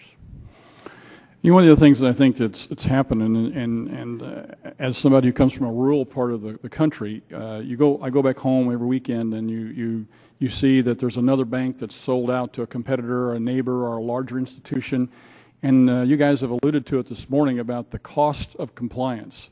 And it's not that it's a bad economy; the economy is stagnated, but at some point, there's not a particular law or particular rule that caused it to happen, but it's accumulating effect that at some point it's kind of like the straw that breaks the camel's back and said, we can't take it anymore. We can't continue to spread these costs out over our entire business. And you see this consolidation going on, and I know that yesterday in the Wall Street Journal there was an article about some of the banks getting close to the $50 billion mark with regards to being designated as a SIFI. And, I've got a bill to try and say, hey, look, it's not the size, it's the size, complexity, interconnectivity, and the risk that the bank is taking. That should be what determines the SIFI, not necessarily just the size, wherein all these rules and regulations kick in. So I was kind of curious, Mr. Carfang, you've got a lot of expertise in this area. What do you think about the situation that we need to do something about this SIFI designation to be able to protect some of the mid-sized banks as well? Well, one of the fears of the whole SIFI is that brings you under the jurisdiction of FSOC. And FSOC is an organization that essentially creates double jeopardy for everyone in the sense that FSOC steps in when it believes another regulator has failed, and therefore creates another level of uncertainty, another bite at the apple, if you will. And that creates a lot of concerns on the part of financial institutions, but to the customers, the business borrowers, they're concerned about whether their banks will be fully compliant or fully able to make loans when the businesses need them. It was interesting yesterday, the article talked about 2 banks in particular. One of them, as it hit the $50 billion mark, its stock went down 15%. There's another bank that's approaching the $50 billion mark. Its stock is down 7.4% for this year, not because of anything they've done. It's because of their size. That is an unintended consequence of this situation that can't be allowed to continue. Mr. Chairman, I yield back. Time of the gentleman has expired. Chair now recognizes the gentleman from Massachusetts, Mr. Capuano, ranking member of the Housing and Insurance Subcommittee. Thank you, Mr. Chairman. Bonnie, you miss us? Do you miss us? No. I don't blame you. And I'm not under oath, I could have said. I could have fudged. I think the gentleman on the panel and Bonnie, you're seeing this again. This is another one of these show and tell hearings with apparently no purpose to it. And, for me, I'm actually kind of tired of them. If it wasn't Bonnie, though I love you all, I would have left. Because this seems to be going nowhere. And it's going nowhere. Mr. Wilson, you already made a proposal. I'd sign on to this tomorrow for a small community bank holding their own mortgages at 100%. You shouldn't be subject to QM. Sign me up. That's easy. But we don't want to talk about that. We want to talk about how bad Dodd-Frank is. We don't want to talk about the things we can come to an agreement on that fix some of the things we all think we can fix them. Not a problem. Instead, we need to light candles at the altars of outside ideologue think tanks. That's what we have to do. We can't talk about too big to fail. Many of us think that we did a pretty good job with too big to fail. But I, for one, think, fine, if we can do more, let's do it. What's the problem? So I put a bill in, others have a bill in 2266. I can't get the ideologues to support it or even to look at it unless we repeal Dodd-Frank. How are we going to get to an end? How are we ever going to get any of these things addressed if we simply sit here and say, oh, we hate this, we love that, here's my speaking points for my campaign? Fannie and Freddie, does everybody here realize that the U.S. government has made money on Fannie and Freddie? Mr. Wilson, do you know that? Yes, sir. Mr. Colling, do you know that? I know, Bonnie, you know it. Mr. Dees, do you know it? No, sir. It's all I can do to keep up with derivatives and how they affect end users. Fair answer. But a lot of those derivatives are tied to Fannie and Freddie, so you should know who you're paying, because those derivatives are actually costing you money so that we can take money out of Fannie and Freddie. Mr. Kupiak, did you know we're making money in Fannie and Freddie?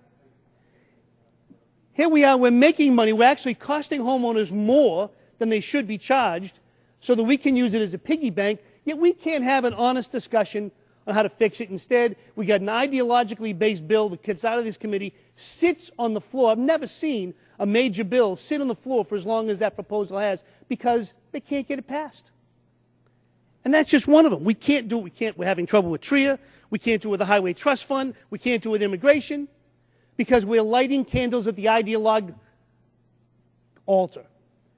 Help me find a way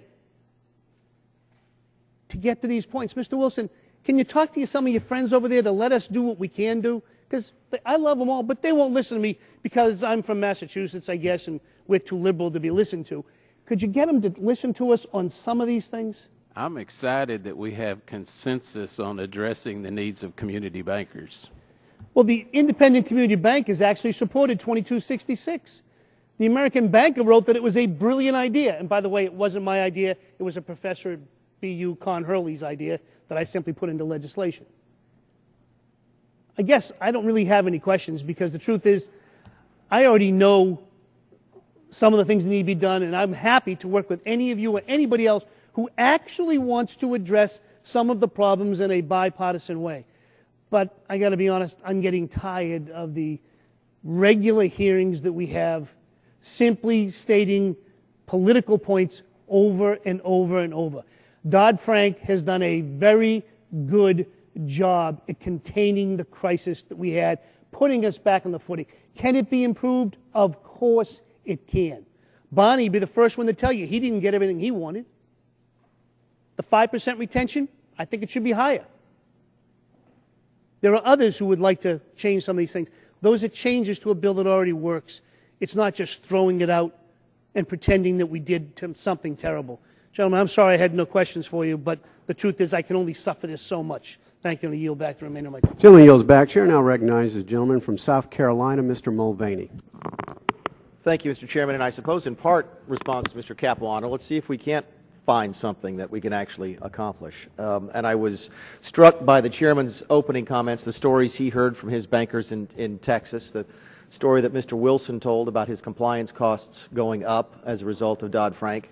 And I'm reminded of a story that I heard when I was in Charleston, South Carolina, with a small community bank, and they had been through their first or second examination after Dodd-Frank, and the examiner, they told the story, the examiner had asked them at the end, how are you finding the new regs? How are you finding the new environment?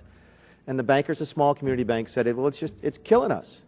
You know, we've got 18 employees, and we had to hire 3 people last year just to fill out paperwork. And it's just killing us. And he said that the response from the examiner was outrageous. That this response from the examiner was this blank look of non-recognition when the examiner said, well, I don't understand. Then it's working because you've created 3 jobs. And if you have a complete misunderstanding of how you create wealth and how you create jobs, then maybe that part of Dodd-Frank is a success for you. And I think Mr. Kupiak mentioned the stories coming out that J.P. Morgan Chase said, I think earlier this year, they're going to hire 3,000 more compliance officers this year, on top of 7,000 compliance officers last year.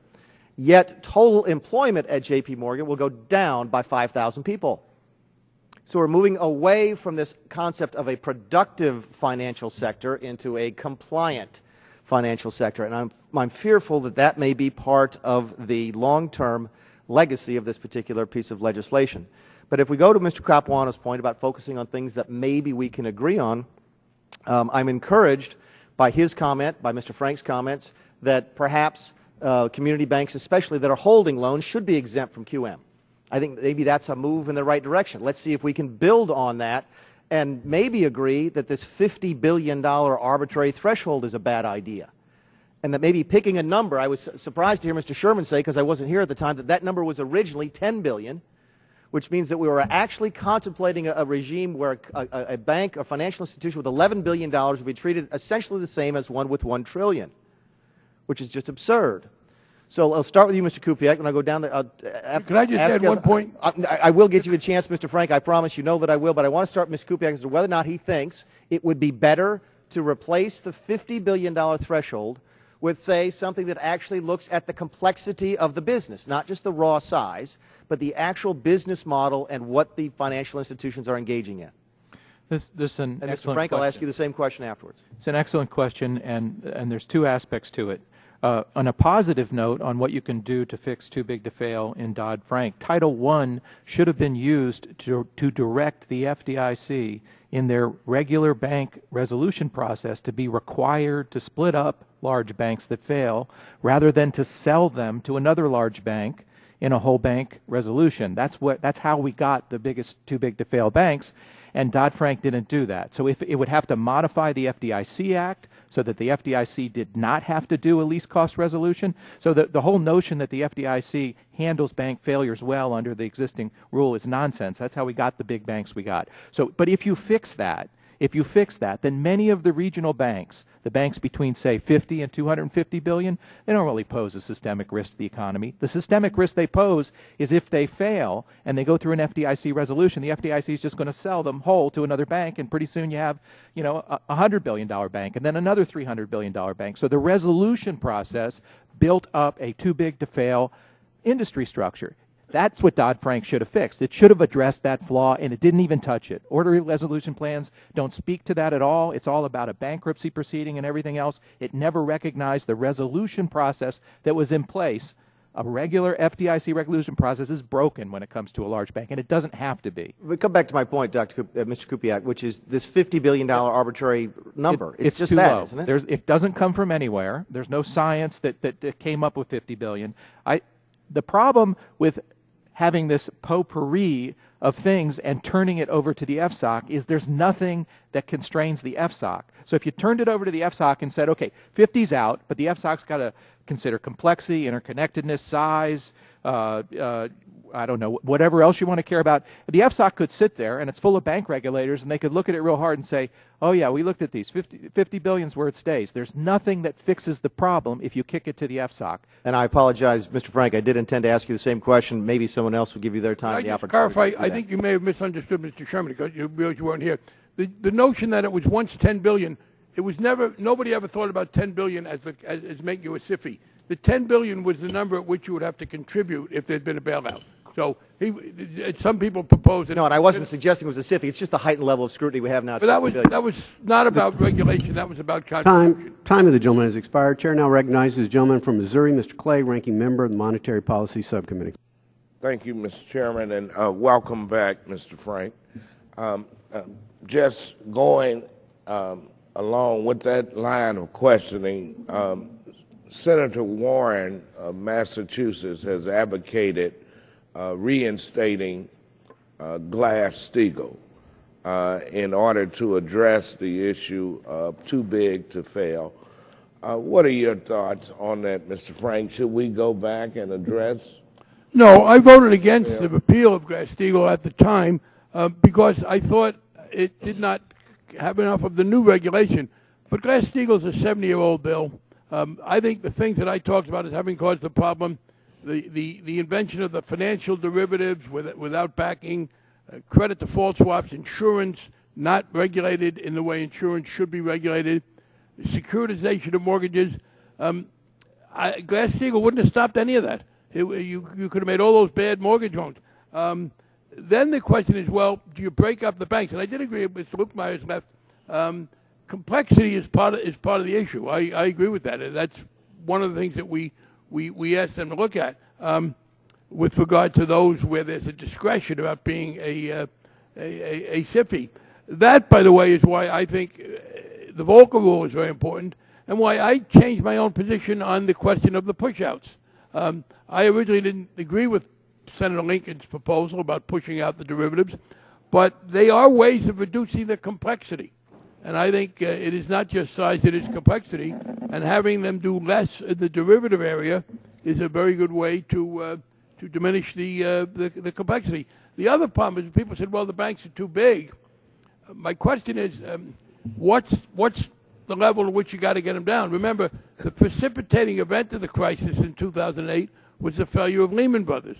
So presumably, if you think the answer is that no bank should be too big so that its disappearance would cause a tremor, then the biggest you could be is Lehman Brothers was at the time. And then the question is, how do you get there? How does the federal government order this dismantlement? I do think that the complexity issue of the Volcker rule and the push-outs help. There was also a bill, an amendment to our bill that was adopted, offered by Paul Kanjorski when he was here, which does give the Fed the power to order the divestiture of any particular segment of any particular institution if it believes that it has gotten out of hand and isn't showing, doesn't have appropriate control. So I do think there's room for subtlety in there, but I don't think Glass-Steagall does it. As I said, if Glass-Steagall had been in effect, that wouldn't have affected AIG. Nothing in Glass-Steagall would have kept AIG from coming to the Fed and saying, we owe $170 billion in credit default swaps, and we didn't know how much we owed, and we don't know how to pay it off, and it wouldn't have stopped people from 100% securitization and making bad mortgage loans. These were new things that needed to be regulated in a new way, which I think is what we try to do in the bill. Thank you for that response. You know, the housing market has seen some signs of recovery with foreclosure rates declining, home sales rising, and equity creeping upward. Do you think the Dodd-Frank law had an effect on the housing market, or just over time the housing market has corrected itself? Well, we have had an effect, and as I said, I'm surprised some people lament it. There are fewer loans available for very poor people, and I wish there weren't poor people. But lending them money when they cannot afford to pay it back isn't doing anybody any good, them, the lending institution, unless they manage to securitize it and pass it off on some other entity. I think to the extent that we have seen a stabilization of the economy in general, that's helped the housing market. I think that a combination of things that have helped turn around this very serious recession have been helpful. Let me just comment on one thing, and I appreciate this. People have talked about the uncertainty, et cetera. Some of that's inevitable. It's taken longer than it should have, probably because I think we've had a problem with funding for the CFTC. But transitions are painful. We were in a situation until 2009 where a lack of regulation of some things, a whole set of practices that had grown up, that had outstripped regulation, were causing problems. And I think it was necessary to go to a new set of rules. And it is painful to go through the transition. So I accept the fact that there's some uncertainty now, but I do believe that 3 or 4 years from now, that part of the problem will be over. Time of the gentleman has expired. The chair now recognizes the gentleman from Wisconsin, Mr. Duffy, Vice Chairman of our Financial Institutions Subcommittee. Thank you, Mr. Chairman. Listen, to Mr. Frank's recent comment, I agree that we should not be making loans to borrowers who can't pay them back. That's a good thing. But I would argue that the pendulum has swung too far over, that traditionally there's a group of people who could get loans and could pay them back that now can't get loans because of Dodd-Frank. And so it's where that pendulum has swung that concerns me, where people who are not of the highest income, but now can't get loans because of Dodd-Frank. I know when this bill passed, I was not in Congress. I had the privilege of viewing this from my home couch in Wisconsin, but the claim was made that this would end too big to fail. And I think as the jury has come back, Dodd-Frank has not ended too big to fail. We had larger institutions who partook in the crisis. New rules and regulations have now come out, and those rules and regulations that the intent was to stay with our larger banks have now come down to our community banks and our credit unions, making it more difficult for community banks and credit unions to make loans across Main Street America. And if you're a large institution and you look at the new regulatory regime, you would applaud it. You'd say, this is fantastic because I've got economies of scale. I can deal with the rules and regulations far better than my smaller competitors. These rules, I might say they're bad, but really they benefit me because now I have a competitive advantage. It helps the large institutions and crushes the small institutions. And this is what I hear from my smaller banks, my community banks all across Wisconsin. It's making it harder for them to compete, harder for them to do their job, which means it's harder for families to access capital, it's harder for businesses to expand, or that young entrepreneur who has an idea to access a loan and get a bank to take a risk on them in rural America. But I want to pivot to the Consumer Financial Protection Bureau. We have a very powerful agency that I would argue, and I think many would agree, is unaccountable. I don't know that this was the, and first of all, and to Mr. Frank, I don't know that that was the intent of Dodd-Frank. I don't think it was, but I think that's the reality on the regulatory side. But in regard to the Consumer Financial Protection Bureau, you now have an agency that's collecting anywhere from 600 million to 850 million credit cards and the data off those credit cards. They're partnering with FHFA on the mortgage database, collecting information on race, religion, GPS coordinates to your home, credit scores, the number of children that you have, and the age of your children. An agency that's out of control. You have an agency that has been involved in racism and sexism, spending $250 million on a renovation. I know Mr. Chairman has asked this question. It's not of taxpayer money, but if it's not taxpayer money, I don't know where they get it. I haven't figured that one out yet. But it's an agency that's out of control. And I know that some of my friends across the aisle think that's a good thing, that only an agency that doesn't have any input and insight from Congress can protect consumers. But listen, all, whether they're individuals or organizations, through the history of humanity, they claim to do really good things for people and for society. But it's under the auspices of those claims that they have sometimes nefarious purposes. And to think that this Congress doesn't have oversight, whether it's with the purse strings or through a commission of some sort that's bipartisan to help direct this agency, is of great concern for us. I know there's even a debate that goes on right now with regard to what happens with the president, who now believes he has the authority to waive and suspend laws that were rightfully passed by the Congress. It's concerning. I think there's maybe a push on the other side of the aisle to say there's no need for Congress. We just have to have, you know, an all-powerful executive and all-powerful agencies. But I will get to a question here. Mr. Wilson, do you believe that the CFPB rules, though they were intended for larger institutions, have had an impact on community banks? Absolutely. I'm appreciative that we're not examined by them, but we're not exempt from their regulatory reach. And how is that? Well, when they pass regulations, we have to comply with those. The FDIC will continue to examine us, but we have to comply with those rules. So you're not exempt. They don't examine you, but you still follow the rules that are put up by the CFPB. So there is no firewall between you and the rules that come out from the CFPB. That's right? Yes, sir. All right. My time is expiring. I yield back to the chairman.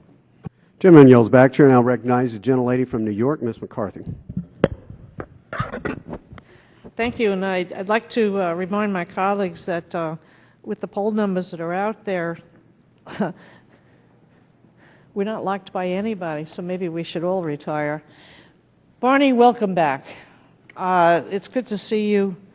You know, I think a lot of people here, especially some of the new members, don't remember that we were having meetings almost every day. It took us over a year to come up with the, I call it the Frank bill. I still don't like putting Dodd on there, mainly because all the headaches, and an awful lot of the headaches that we have come because of the Dodd part of it. With that being said, there are many things in the Dodd-Frank that we had wanted. We couldn't get it in. Then things had changed. Certainly, you know, I'm one that was fighting for the community bankers. Barney knows that. Many of us here were trying to do that. We also felt with the business model of the insurance companies that really had nothing to a very large extent of the collapse. But I think that one of the things that, you know, we got to keep reminding people, not only with the financial industry, that some that had nothing absolutely to do with the collapse, you know, my small businesses in town all collapsed. I mean, a lot of people are still hurting, even from then, unemployment. And yes, it was the fault of an awful lot of corporations. Now, someone has to start taking responsibility for that, because here we are and things are coming back, but it took a long time. And a lot of people did lose their homes. And I believe with Barney, you know, when I first got my first mortgage, I mean, you had to go through some kind of background check, and you had to make sure how much you had. And remember, gentlemen, when I went for a mortgage, they weren't giving them out to women. It just was the case. But with that, Barney, I'm giving you the time because I keep seeing you writing down things, and you know, I've been blessed to have you as my chairman for when I first got onto the committee. You taught me a lot, but I also know when you're writing things down, you got a lot of answers that you want to give. And to me, you know, you've been a wonderful teacher to all of us. And so if you have something that you want to answer back onto the questions, please take that time. Thanks very much, John. I just would say, Chris Dodd is not the whole Senate, so there were things that I don't like that he didn't like. Somebody mentioned the Trupps. That was Senator Collins from Maine, and she was the 60th vote, and she insisted on certainly the anti-Trupp stuff. I did want to get back to this question of whether or not it's some boon to be designated a SIFI, and I have to say, I think Mr. Kubiak's been a little inconsistent on this. He can respond. I cite the fact that any institution over which there is discretion has vigorously resisted being named a SIFI as a sign that it carries more negative than positive by far. I accept their own judgment. His response was, well, but they don't want to be designated, but they get the benefit of being a SIFI without the supervision. But he also said at one point, the fact that they are closely supervised by the Fed is one of the signals to the community. So the fact is they don't want to be closely supervised by the Fed. If it's simply their size alone that does it, then there's nothing you can do about it unless you want to break up Fidelity or break up Prudential. So thanks for asking. So banks bigger than $50 billion don't have a choice. So they're not even in the fight. I'm sorry, this is my time. If you want to talk no, about but you the said issue I you were raised. going to ask me. No, I didn't ask you about banks over 50. We know that. Okay, but why is it? Believe it or not, the time belongs to the gentlelady from New York, and she can allocate it. The question I had to ask is this: why do they not want to be designated? You said the fact of designation and close supervision is what leads people to think that they won't be allowed to fail. So why would they then not want to be designated? That's the question. Again, the time belongs to the gentlelady from New York. She can referee the squabble. I'd rather hear the discussion between the two of them than the majority of people here on both sides of the aisle taking too long to explain the question. So apparently, Mr. Kubiak, you are recognized. So Yes, I'm sir. allowed? So banks are off the table. Agree with that. So here you have designation. You have AIG, which was a ward of the government and had no choice, so they were silent. The other insurance companies are going to be subject to heightened designation that's not mentioned anywhere. They're going to be treated like a bank. They're going to be treated, they're going to have to do stress tests just like they're a bank. They're going to have capital just like a bank. The FSOC nor the Board of Governors has specified what rules are going to apply with that. We agree. They shouldn't be designated, and they don't want to be designated, which means designation is a bad thing. Because they have no clue what will happen to them. They have no clue. So they wouldn't want to be designated. Time of the gentlelady has expired. Chair now recognizes the gentleman from California, Thank Mr. you, Mr. Royce, Chairman. Chairman of the Foreign Affairs Committee. Thank you, Mr. Chairman. The derivatives market are global, and trying to get efficient global derivatives markets should be a priority, I think, of this committee. And in order to meet that goal, our regulators have got to fully understand how Europe and Asia are going to implement derivatives reform and sort of do things in concert here and not end up with incompatible guidance and rules that could harm our competitive position of our companies and the liquidity of our markets. So here's my point. As Mr. Dees outlined in his testimony, while the SEC adopted a formal rule, the CFTC adopted guidance that has been subject to changes of interpretation and a resulting lawsuit also. In late May, then CFTC Chairman Mark Wetjen stated, I don't think it was the right decision, he says, to change the guidance, and that equally comparable comprehensive regulations in Europe should allow for substituted compliance in this situation.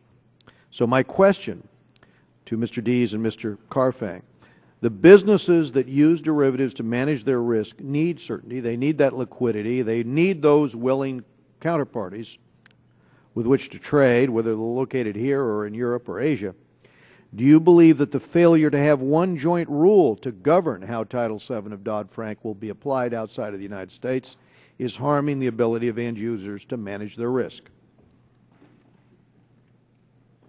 Sure. Yeah, the jurisdictional issues, the conflict, and the inconsistencies among the various derivative regulations around the world is harming the ability of U.S. companies to basically get a handle and appropriately hedge their risk, time their risk, and get frankly get visibility of those risks. You create imperfect markets. Corporate CFOs rely on the market to give signals, to give economic signals. And to the extent that those signals are muted or clouded, then corporate treasurers are more reluctant to make investments simply because they don't have the economic clarity that they need to move forward. Mr. Dees. Yes, sir. Thank you. There's uncertainty in several areas or potential bad outcomes from the lack of harmonization.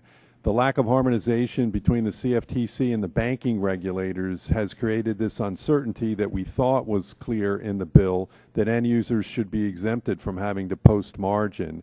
And I indicated earlier that for the average non-financial member of the Business Roundtable in a coalition study we did, that was $269 million that represents a diversion of funds that would otherwise be used for business investment. The other element of, and the European regulators have been much more clear that they view the derivatives activity by end user companies as actually risk reducing, and so they have they appear not only to be exempting end users from having to post margin, but from exempting the bank counterparties to a derivative end user from having to retain a higher capital level against that derivative exposure because of the risk reducing nature. We fear that this aspect could put American companies at a disadvantage vis-a-vis their European competitors. I understand your point. If I could quote Michel Barnier on this, the EU Commissioner, he says, if the CFTC also gives effective equivalence to third country clearinghouses, deferring to strong and rigorous rules in jurisdictions such as the EU, we will be able to adopt equivalence decisions very soon. In other words, we will treat you as you treat us. I did want to ask Chairman Frank a question. Good to see you, Chairman. It was mentioned to me that you had discussed, you had suggested exempting smaller banks from Volcker, and as memory serves, you are not of the opinion that asset managers should be designated as SIFIs. I was going to ask you, give you the floor here, on other issues that regulators are pursuing, do you find some there that were not intended, in your view, by Dodd-Frank? Two things. First, with regard to asset managers, to clarify, I don't think as a general rule there should be. AIG clearly should have been. I don't think insurance companies should be, but AIG got no right to complain. So it's not 100%, but the assumption would be no. My biggest problem with the regulators, frankly, is they're equating the two kinds of mortgages. I think there should be risk retention. I agree with Mr. Wilson. You keep it in the portfolio, fine, but the flip side of that has to be strong risk retention. And I am not happy with what the regulators are doing there. Time of the gentleman has expired. The chair now recognizes the gentleman from Massachusetts, Mr. Lynch. Thank you, Mr. Chairman, and thank the members of the panel, especially Mr. Frank. Good to see you again. Welcome back.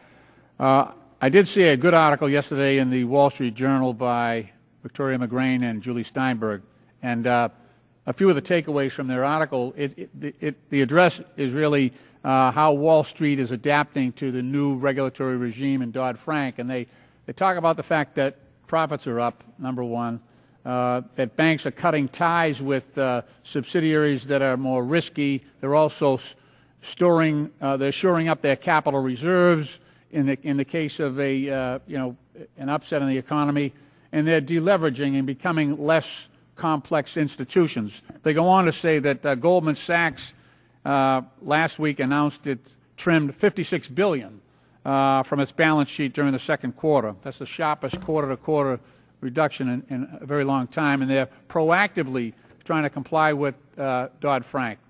They talked about Morgan Stanley. They've cut assets by 1/3 since the 2008 crisis and downsized their fixed income trading operation, and they're focusing on less risky operations. Citigroup has shed nearly $700 billion in non-core assets, including the sale of more than 60 businesses that they viewed as more risky. And Bank of America Corporation has shed more than $70 billion worth of businesses and other assets since 2010, including those that are more risky and require the bank to hold a lot of capital against them. It has also eliminated 746 legal entities, a 36% reduction. So Dodd-Frank, in part, is doing its job. It's working to reduce the risk and also the likelihood that these banks will fail in the first place. Mr. Frank, I want to ask you about, you talked a little bit about this earlier with Mr. Garrett. I want to go to the issue of asset managers. Now, they have as you know, the Dodd-Frank Act recognizes each financial institution and company that differently, and it should be reviewed in its unique characteristics in mind. The factors outlined, as we know, in Dodd-Frank include the amount of leverage that the institution has, the off-sheet balance sheet exposure of the company, and the degree to which the company is already regulated by the primary regulator. Now, that seems to suggest that these asset managers are not the folks that we intended to go after on the risk side. And I'm just wondering, do you believe that designation as a SIFI is the appropriate way to address that industry? No, absolutely not. I agree with them that it would be a mistake. And again, I reiterate, if being designated, there's been an argument on the Republican side that being designated a SIFI gives you this advantage, that those that are recognized as SIFIs have a funding advantage, yet every institution over which there is discretion has vigorously resisted. And the fact is that being a SIFI clearly means more regulation, and the notion that it's a benefit is belied by their response. There was one other factor I think we had in there, Steve, I don't know if you read it, about the breadth of ownership, which was relevant. The more widely owned it is, the less likely it is to need to be in there. Right. Fidelity is a good example of that. And I don't think that if that's your major, if that's all you do is asset management or sell life insurance, I don't think you should be a SIFI. For one thing, I think they have enough other things to do, and there is no sign of their causing problems. Now, you did have an issue with money market funds. And there, by the way, I think the FSOC has shown its value, because we are going to get some regulation of money market funds now because of the FSOC, which intervened when the SEC wouldn't do anything. People will disagree about the specifics, but I think it is a good thing that they move forward. But I do not believe that the asset managers, absent some other form of activity, pose a systemic threat. Okay. Thank you very much, and I yield back. Gentleman yields back. The chair now yields to the gentleman from Pennsylvania, Mr. Rothfuss. Would the gentleman yield to the chair for a brief moment? Yes, Mr. Chairman. I just want to point it out because I've heard Chairman Frank make the point a couple of different times. I don't frankly know if the SIFI designation is a net benefit or a net cost, but again, Lloyd Blankfein of Goldman Sachs, quote, will be among the biggest beneficiaries of reform. Jamie Dimon, quote, while margins may come down, market share may increase due to the bigger moat. AIG called the SIFI designation, quote, a good housekeeping seal of approval. So I think some of the biggest banks might respectfully disagree with our former chairman. I thank you, and I yield back to the gentleman from Pennsylvania. Thank you, Mr. Chairman. Western Pennsylvanians are frustrated by the one-size-fits-all decisions coming out of this town. These rules and regulations are not helping businesses in the communities I represent grow and create jobs. They are not helping an out-of-work person get a job. Banks in Western Pennsylvania are telling me the same thing. They are telling me that the regulations coming out of this town are stifling their ability to lend and offer products to businesses and families in our communities. Mr. Wilson, has your institution or are there institutions you know of who have stopped offering a product because of the regulatory costs associated with it? If so, what does this mean for customers? As I've mentioned, I'm very sad that we no longer serve that segment of our community who did not have access to credit because of the requirements of Dodd-Frank. Now, that was with mortgages. Are there other areas also? Yes, sir. No, sir. A recent study from the Mercatus Center found that small banks are spending more on compliance in the wake of Dodd-Frank, and that more than 80% of respondents found their compliance costs rise by more than 5% since 2010. Statistics like this are why I am a believer that any regulation should undergo a rigorous cost-benefit analysis, including a review of whether it would actually cost jobs and harm wages. Mr. Wilson, can you quantify for us the cost that your institution has incurred to comply with Dodd-Frank regulations in terms of dollars? My estimation is we spend about 3 full-time equivalents dealing with regulatory requirements. And that's on an annual basis? Yes, sir. And about how much would that be? Well, the bulk of that is, a big piece of that is my time trying to read the regulations, trying to interpret them, getting training on what they are. Some of those are not clear and they conflict with other regulations. And this is not time that you'd be spending with a customer trying to help that customer access a credit product that could help him or her grow a business, get into a mortgage. I would much prefer to be calling on customers and offering them credit solutions. I've also been concerned about the consolidation that we're seeing and Dodd-Frank's effect on consolidation of the banking industry. I spoke at a group of bankers in Pennsylvania, small community banks, about 20 of them, and I asked a question whether or not in 10 years they thought they would be independent still, or they might have to merge or be acquired. And every hand went up because there's a lot of concern. And we're seeing that certainly with the numbers. I've seen one statistic that in the 4 years prior to Dodd-Frank, 510 new bank charters were granted, and after Dodd-Frank, only 15 new charters have been granted. Mr. Wilson, what does this suggest to you? Are you concerned that we'll see further consolidation of the banking industry once regulators get around to implementing the rest of Dodd-Frank? I think it would be a tragedy. However, I see that happening, and I feel that pressure myself trying to keep up with the pace of change and the complexity of these changes. And if they're not issues that we have caused or been a part of, I hope that the Congress will exempt us from those sorts of regulations. Thank you. Chairman Frank, on December 11th, 2009, your bill, the Wall Street Reforming Consumer Protection Act of 2009, was brought to the floor. That bill provided for the creation of a Consumer Finance Protection Agency. It also provided for the conversion of that agency to a commission. Section 4103, subsection A, said, on the agency conversion date there shall be established a commission that shall by operation of law succeed to all the authorities of the director of the agency. And further, in subsection B, it said the commission shall be composed of 5 members who shall be appointed by the President by and with the advice and consent of the Senate. You sponsored that legislation and you voted for that, correct? Oh, yes, I voted for that bill on the floor. Thank you. Gentleman yields back. The chair now recognizes the gentleman from Georgia, Mr. Scott. Thank you, Mr. Chairman. First, let me say, Chairman Frank, that we really miss your intellect, your intelligence, your wit, your charm. Never did we need it more. We had a 4 on that. Never did we need it more than at that moment of crisis. And throughout history, the moments of greatness shine at their most brilliant at moments of crisis. This nation was on the brink of a depression. Unemployment was ratcheting up at 12 and 13%. We had AIG failing. We had Lehman Brothers, even General Motors. The worst economic conditions since the Depression.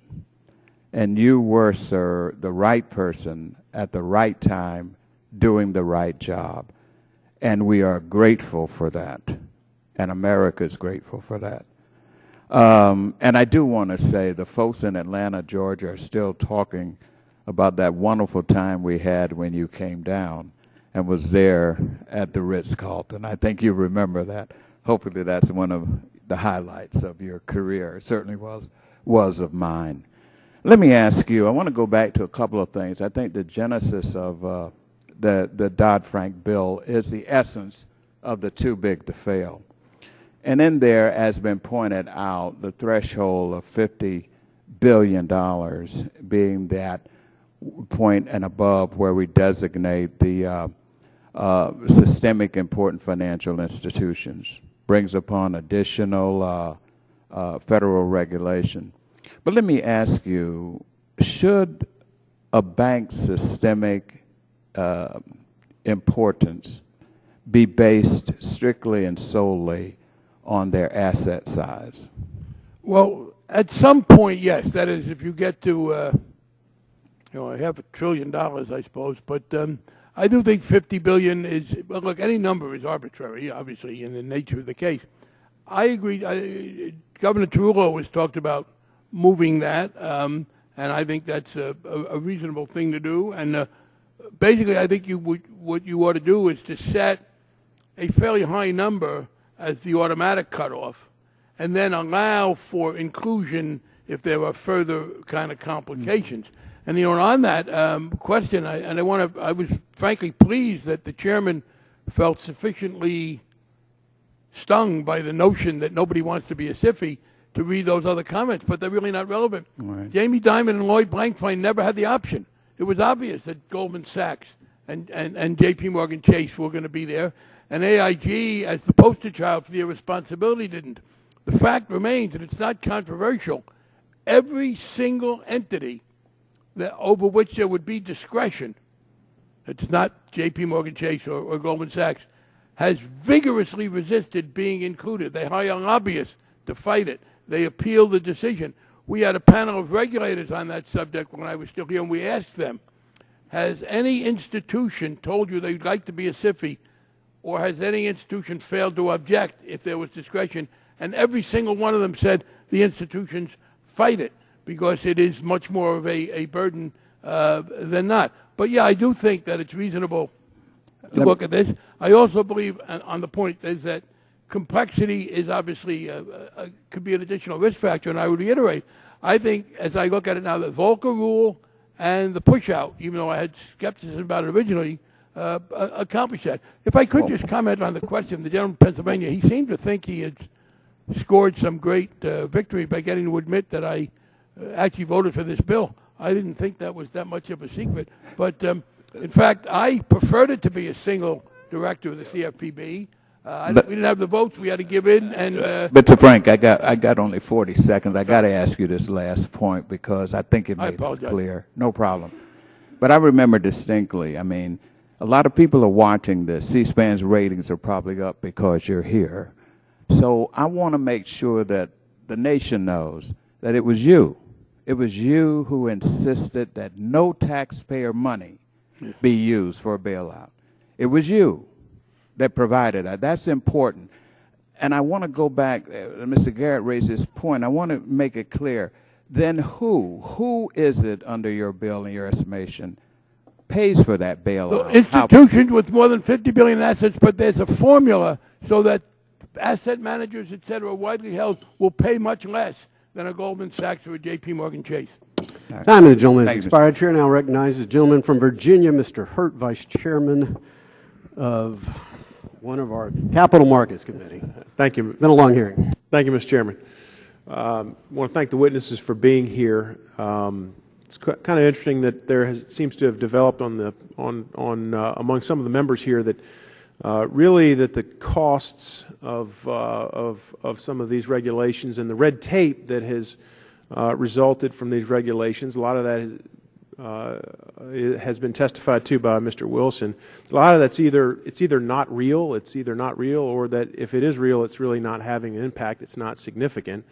In fact, it seems that we're heralding that this is a good bill because Wall Street has hit all-time highs, and I would suggest that may be true, but it really does not properly reflect the overall economy, and it certainly doesn't reflect the reality that the folks that I represent are feeling. And I represent Virginia's 5th District. It's a rural district. We have 23 counties and cities. It's mostly Main Street America. We've had in the last 6 years unemployment in parts of our district as high as 20%, north of 20%. There's still localities in our district where we have unemployment almost as high as 10%. So our economy is struggling, and we need jobs, and we need the capital. We need access to capital that creates those jobs. And you know, we talk about the recovery, and we talk about the full-time jobs that were created. There weren't any full-time jobs created. There were part-time jobs created in June, and I think that that's important. So working families are paying more for gas, for groceries, electricity, health care, and it's costing them more to access credit. And they have fewer choices. And so while this bill may be good for Wall Street, I would suggest to you that it's having a much harder impact on folks in the rural communities, a place where community banks are a major part of providing that capital. And so I guess my questions, I have two questions. First would be for Mr. Kupiak and Mr. Carfang and Mr. Wilson. And that is dealing with the issue of too big to fail, which, of course, is the Wall Street reform part of the Dodd-Frank Act. It strikes me that since 1984, there were 18,000 community banks. Now there are fewer than 7,000. The chairman indicated that since 2008 that we've lost 800 community banks. These are important banks to our communities. And with that kind of consolidation, it seems to me that not only hurts access to capital in rural areas, but it also poses itself a systemic risk. And I guess, starting with Mr. Kupiak, I would ask you, are community banks, are they important to providing access to capital in our smaller rural Main Street communities? And are they, and by this consolidation, are we, by its very nature, promoting systemic risk? Something that this act purportedly trying to prevent. Absolutely. There was an FDIC study a year or two ago when I was still there, where they looked into the community bank issue, and community banks are especially important in rural areas, in small towns, and in places where large banks don't want to branch. You need a big enough customer base before a large bank is willing to go there, and in many cases, community banks are the banks that service places where large banks don't feel it's competitive to expand. So when we lose community banks in those places, and we are, it's bad for the economy. The consolidation is ongoing, and certainly the regulatory burden, and I provided testimony to a subcommittee in March on this, that of the regular estimates of the cost of the regulatory burden associated with compliance under the Dodd-Frank Act, and I used some estimates by a Federal Reserve Board governor about how many people it would take for the size bank, and then I multiplied it by the average earnings per bank, and it was significant. It puts a lot of banks in a negative earnings position, the extra compliance cost. So this is huge, and I think it does force The compliance costs force banks to have to be of a bigger size, or they're just not going to survive the costs. Thank you. Mr. Carfang, do you want to comment on that, and then Mr. Wilson? You know, the three premises of sound banking are to make loans to those who have the capacity, who have the collateral, and who have the character. Community banks are best able to judge the character of the borrowers in their local community. In addition, though, the problem is actually larger than that, because we have moved away from relationship banking to compliance banking today, and that takes character out of the equation. So we're now coloring by the numbers here, and we're losing a lot of the judgment and a lot of the flexibility that really needs to happen to fund innovation and risk taking at the most elementary levels. Thank you, Mr. Wilson. I suspect I know what your answer would be. Thank you. Time's expired. Indeed, the time of the gentleman has expired. Chair now recognizes the gentleman from Texas, Mr. Green, ranking member of our Oversight Subcommittee. Thank you, Mr. Chairman. And I would like to welcome you back again, Chairman Frank. It was an honor to serve in Congress under your leadership when I was a neophyte. And I must tell you that it's also an honor to serve under the leadership of the Honorable Maxine Waters. You left the committee in capable, competent, and qualified hands, and I believe she is following in the tradition and doing an outstanding job. With reference to several things, we talk about community banks quite a bit, Mr. Frank. And when we talk about community banks in terms of the aid and assistance and the changes necessary to make them effective, we use small banks. But when we start to generate legislation, the size becomes very large. In fact, we've had testimony from at least one or two bankers who've indicated that $30, $40, $50 million is a community bank. Mr. Wilson, we all support what you want and trying to help you. But when we try to get a definition of a community bank, it becomes very difficult when we reach the size of $30, $40, $50 billion, not million dollars, billion dollars. So therein lies a small problem. But for today, let's deal with some other issues. Mr. Frank, I'd like for you, if you would, to come back to the question of a single director as opposed to a commission, because I don't think you had an opportunity to finish your answer, and this is something that we have litigated here at the committee level quite a bit. Thank you. Can I just say, with regard to the community bank problem, obviously it's a problem, if I could just interject, to have them diminish. I don't think that adds to systemic risk. There's a loss of social function, of economic activity. A lot of the losses of community banks have been going to the regional banks and the mid-sized banks. So I don't think that's a systemic risk problem. It's a social problem that I would like to work on, and a local service problem. As far as the single director, yeah, the member from Pennsylvania thought he made a point. I originally wanted to be a single director. The intra-party votes in the House, the Energy and Commerce people wanted to be a commission. We compromised. We went to the Senate, and the Senate also wanted a single director, and I didn't put up that tough a fight for the House position. I mean, look, that's in a conference. Some people have alluded to other things. And there's been this notion that there's something unique about the Consumer Bureau because it doesn't go through Congress. Neither does the Federal Deposit Insurance Corporation. Neither does the Federal Reserve System. Neither does the Office of the Comptroller of the Currency. In fact, none of the bank regulators are subject to the appropriations process. And I believe that what you got is an anti-consumer activism issue here, not a process issue, because when I was here and an amendment was offered to subject the Consumer Financial Protection Bureau to the appropriations process, I offered an amendment to do the same for the Federal Reserve. I would think people worried about accountability would think it was a greater problem that the Federal Reserve wasn't subject to the appropriations process, and after all, the Consumer Bureau gets its money from the Federal Reserve.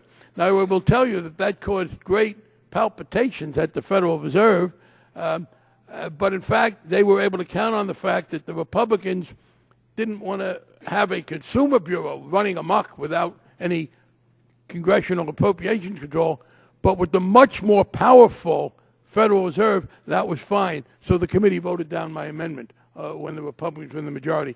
So I think that underlines that we're talking about these limitations. Accountability, would you address it for just a moment, please? Because there seems to be the notion afoot that the CFPB is totally unaccountable, that it can make rules that cannot be overturned, that they simply have this inordinate amount of power with no restrictions. Would you kindly address Yeah, well, in the first place, it's one of the most popular things Congress has done. And I know Chairman had said that the financial reform bill is as damaging as the health care bill. Well, my recollection is that this Republican Congress votes on a fairly regular basis to repeal the health care bill. Well, where's your bill to repeal the financial reform bill? If you have the courage of your convictions, let's bring it on. I think the problem is that the public is, in fact, much more supportive of it, and particularly of the Consumer Bureau. And as to accountability, I don't know how many hearings I was summoned to when we were in the minority, oversight hearings by this committee, in which the topic was the lack of oversight of the Consumer Financial Protection Bureau.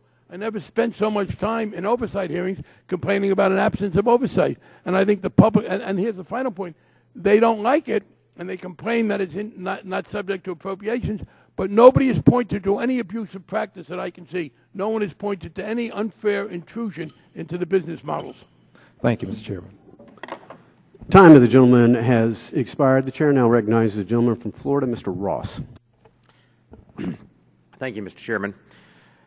And I thank the panelists for being here. I think that the testimony today, and especially that of Congressman Frank, has illustrated that there are some lingering problems with the implementation of the Dodd-Frank Act. I mean, even the rules that have yet to be promulgated, creating even greater uncertainty in the environment.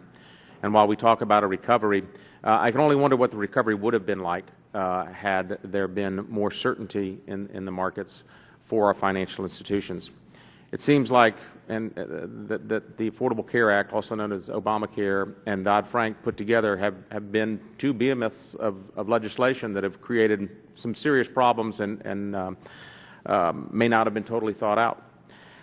In my district, of course, we've got community banks, Mr. Wilson, that I empathize with you that no longer do residential mortgages. Credit unions are in the same arena. Businesses feel that there is a regulatory environment, and when you couple that with Operation Choke Point that's now saying that you have a reputational risk, and DOJ says you will or will not do business with certain people, it creates a very unhealthy environment for the flow of commerce. And I'm reminded that I think the fastest growing occupation in this country right now is compliance officer, which does nothing to the bottom line of our financial institutions and even does more egregious harm to the bottom line of our consumers and our citizens back home. Just as if a patient will never get better if not taken off bed rest, we have to give some sense of certainty to an over-regulatory environment. And I understand that there are some flaws in the SIFI that I think that even Chairman Frank testified to that earlier in questioning from Mr. Garrett. Mr. Kupiec, you speak at length in your testimony on concerns regarding over-regulation. And in fact, you say that Dodd-Frank was a trade-off between economic growth and the probability of periodic recessions. Why do you say that? Yes, sir. Financial intermediation is important. It's one of the most important things that causes economic growth. If you think about it, if you have an economy that has a single bank and the bank gets into trouble, there's no way for savings to be translated into investment any longer if the bank fails. Financial intermediation is the way the economy collects savings and it puts it into investment. So what Dodd-Frank does is it tells the regulators empowers them, and it says there's certain kinds of bad financial intermediation that could cause systemic risk. We're not sure exactly what those are. It's up to you. You go figure out what financial intermediation you think is bad and go out and regulate it. The problem is the goal is to create financial stability, but financial stability is the absence of a crisis. A crisis, you can have a very stagnant economy with very little growth, and there's financial stability. There is nothing in the Dodd-Frank law that tells regulators that they have to take a trade-off between the growth effects of stopping financial intermediation and this weeding out bad financial intermediation. And many times, they don't get what's bad financial intermediation right. In 2005, all the way up to 2008, the Federal Reserve ran a study for the Financial Stability Board where they looked over and over and over again at securitization and credit risk transfers, and the same people that are regulating banks now, that same group of individuals, that the ones that haven't retired, looked at securitization of subprime mortgages, credit derivatives, and they said these are a great thing for the banking system. These are good financial intermediation. And now we're coming back and saying, really what we need to do is give those guys more powers with no constraints and let them pick out the bad financial intermediation. Well, it didn't work last time. I just can't see how it's going to work next time. I appreciate that. Mr. Wilson, I know you're not a healthcare expert, but you're an employer.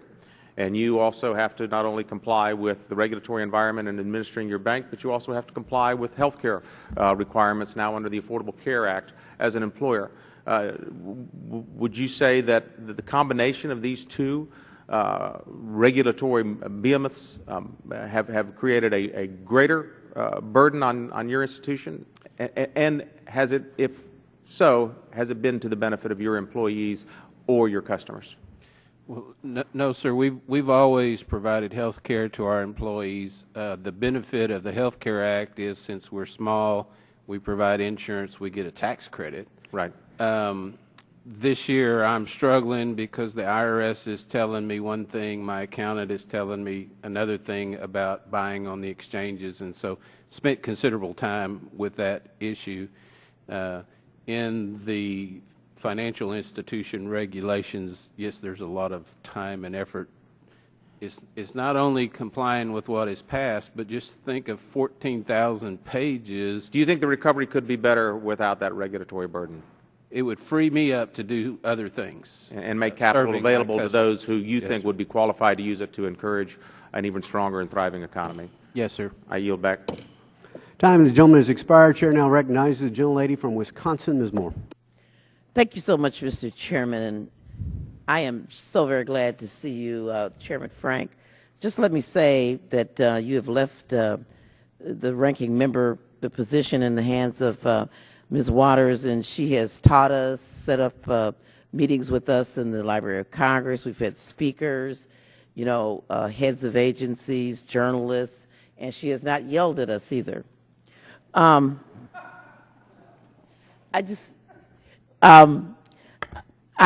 read every single word of your testimony. I mean, this is such a boring subject to so many people who may be watching, but you certainly make it exciting. I read every single word. And I noticed that you didn't wax on and on about too big to fail and how big the banks are and, oh, there are more of them than there ever were before and they've merged. Instead, the nugget, and I want you to clarify this for me, the nugget that you have given me as a cautionary note, instead of being distracted by just the size of the banks, that we ought to be looking more closely into what's happening in the D.C. court rulings where this cost-benefit analysis, is hampering the CFTC and SEC to operate, the appropriations process starving the CFTC and the SEC, regulating risk retention out of statutes, no skin in the game, and we need to learn lessons from history or be doomed to repeat it. Just like you to sort of elaborate on your testimony with regard to that. Chairman Frank, I don't think your microphone is on. Well, you're speaking I said I was speaking softly, too softly. I was promising not to yell. You're certainly free to turn it off, Chairman. If all I turn off today is a mic, I'll feel it was a pretty good day.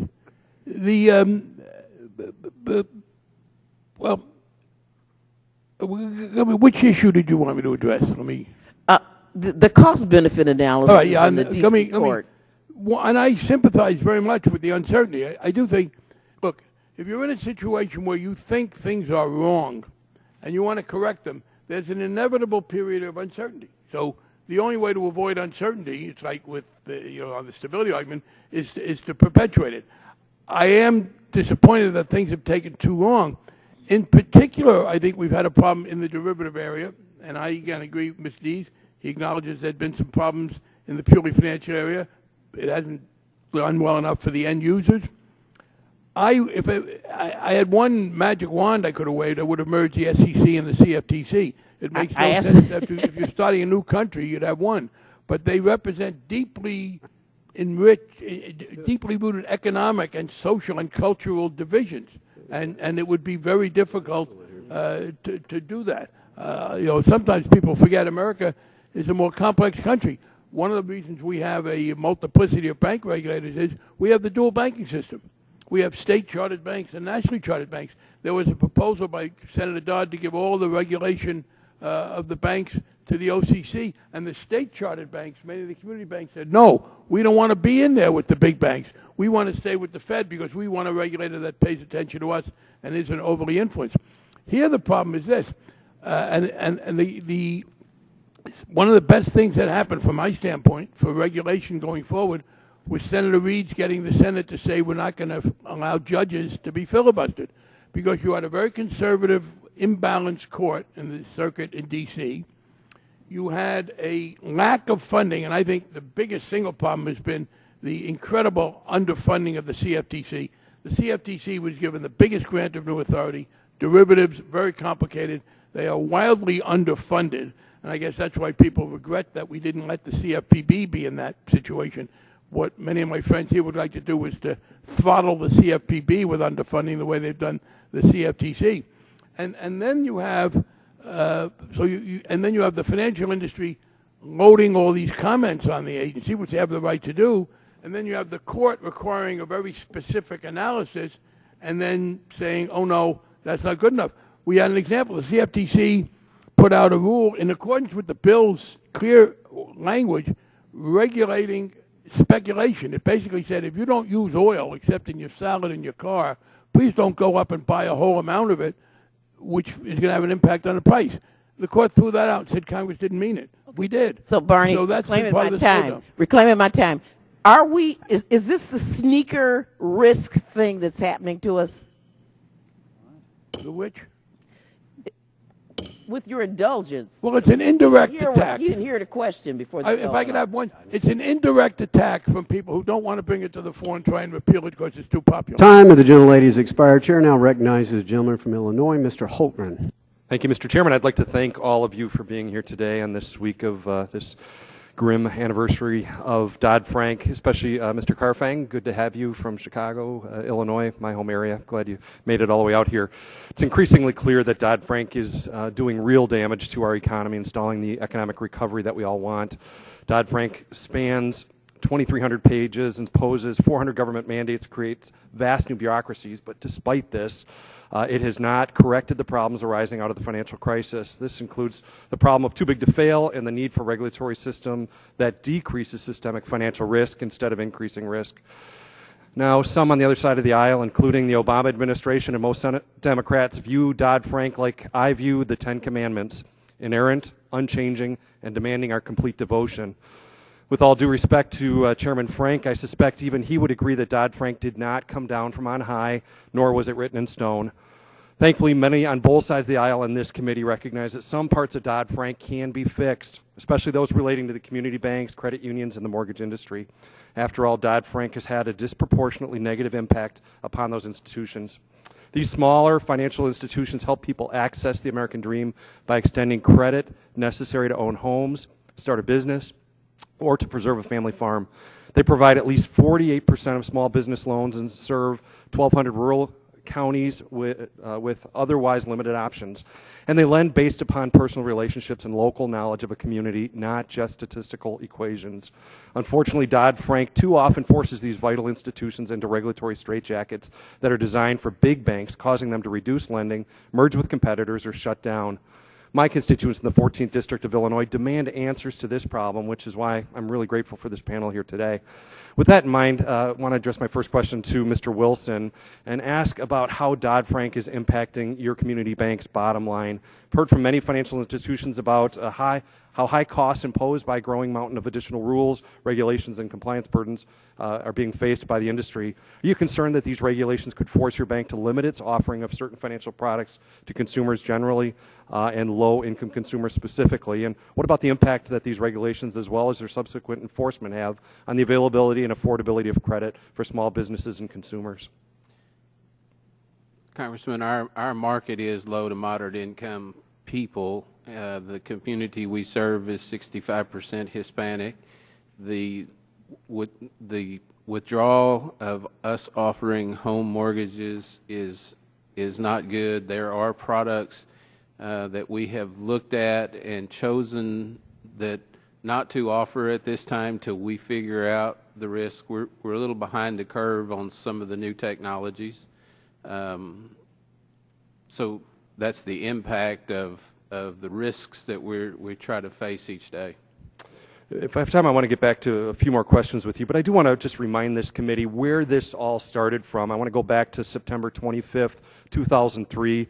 At a hearing here, Committee of Financial Services hearing, Chairman Frank, you had said on the record, I do not want Fannie and Freddie to be just another bank. If they were not going to do more than another bank, would be because, I'm sorry, if they were not going to do more than another bank would because they have so many advantages, then we do not need them. And so therefore, I do not want the same kind of focus on safety and soundness that we have at OCC and OTS. I want to roll the dice a little bit more in this situation towards subsidized housing. In the GSE Act, Congress initially specified affordable housing goals of 30% of mortgage purchases by the GSEs. That goal was continually raised over the years to 42%, 50%, finally 56%. More than 70% of subprime and Alt-A mortgages that led to the crisis were backed by Freddie and Fannie, FHA, and other taxpayer-backed programs. If you have to point to a root cause of the financial crisis, that is it. Absolutely, that is it. Mr. Wilson, I want to get back to you. In September 2012, ICBA survey found that 55% of bankers decreased their mortgage business or completely stopped providing higher-priced mortgage loans due to the expense of complying with escrow requirements for higher-priced mortgages that took effect in 2010. Wondered if your bank still does offer and issue mortgages, and if so, have you decreased the number of mortgages you issue because of regulatory uncertainty? Yes, sir. Most all of our mortgages would have fallen into the higher priced mortgage, and we do not have the staff capabilities to escrow insurance and taxes. Well, again, my last few seconds, thank you so much, all of you, for being here. We do want to figure this out. We need to clean this up, and ultimately I want to see community banks that are vibrant in our communities again. With that, I yield back, Chairman. Time of the gentleman has expired. Chair now recognizes the gentleman from Colorado, Mr. Perlmutter. Thank you, Mr. Chair. Somebody mentioned the incredible cost of Dodd-Frank to the system, but I just want to start with before Dodd-Frank, summer of 2008 to January, February 2009, stock market lost 6,000 points at $1.3 billion per point, $7.8 trillion. Home values dropped by 25%. Across the country, trillions and trillions of dollars, millions of jobs lost. Since Dodd-Frank, stock market has increased 10,500 points, 10 million jobs have been gained, and housing prices have rebounded. Now, whether there's a direct cause and effect, I don't know, but it's certainly the economy has improved dramatically since before its passage. Now, Mr. Kupiak, I'm just going to mention a few things because I disagree with your basic premise that the primary goal of Dodd-Frank was too big to fail.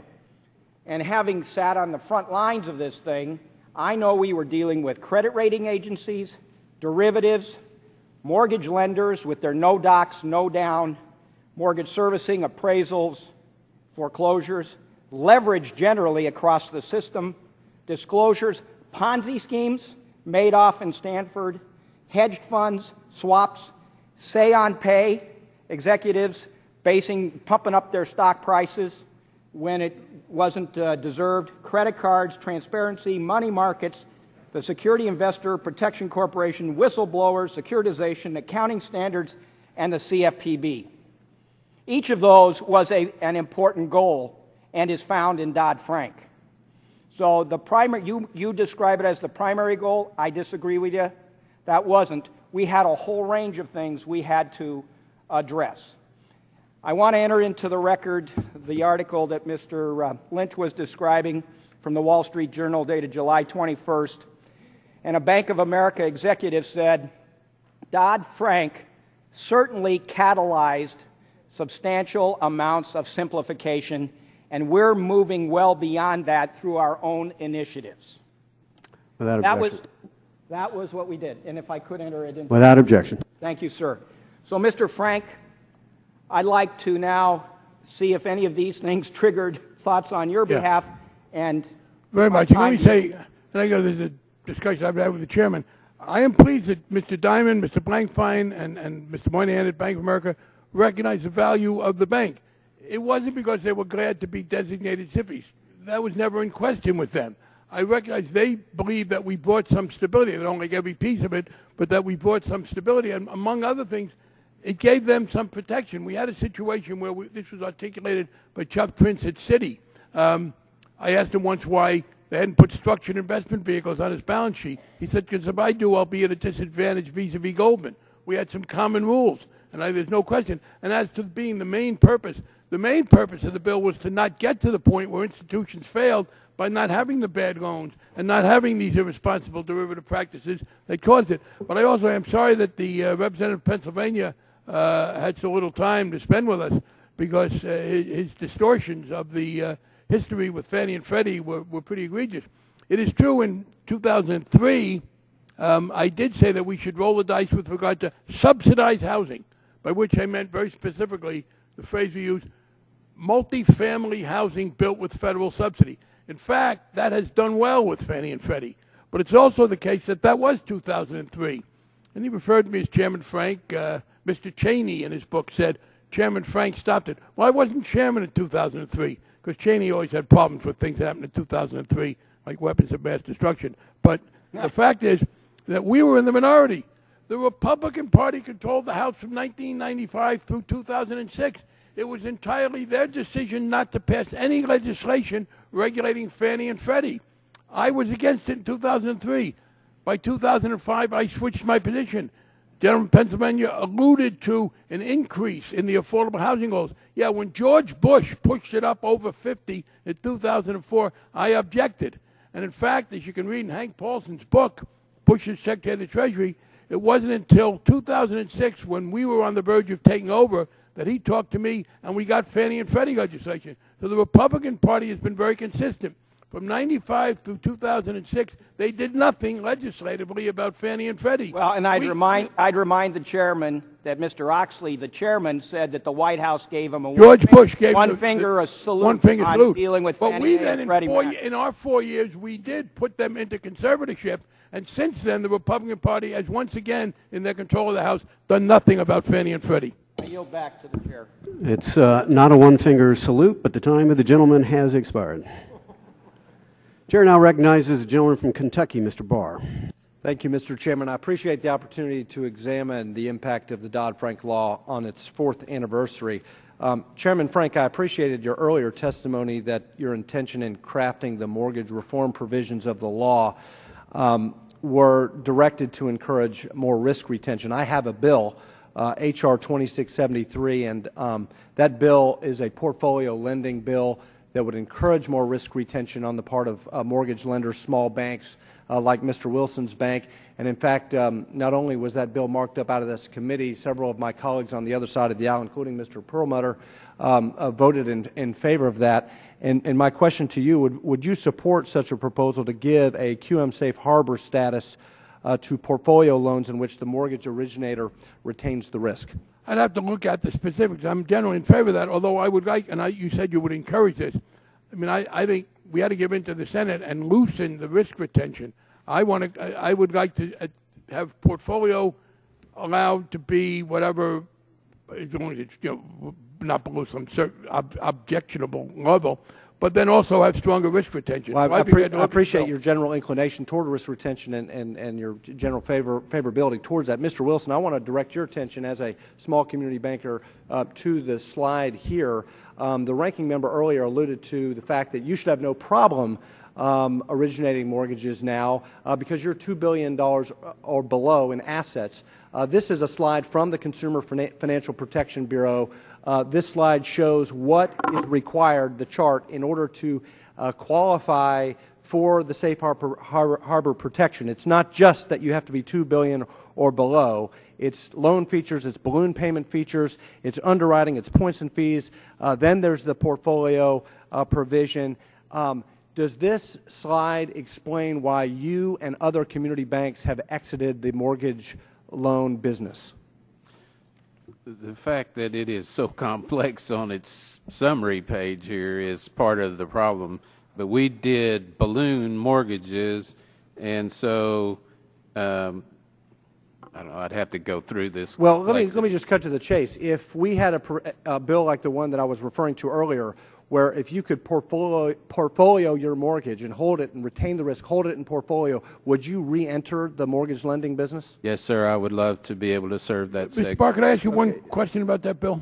I have limited time. I'd love to talk to you after. Let's talk afterwards. Real quick, I want to just go really quickly to another point, and that is that Dodd-Frank was sold under the premise that if community banks played ball and had a seat at the table, they would be protected from its new regulatory regime, in particular jurisdiction under the CFPB.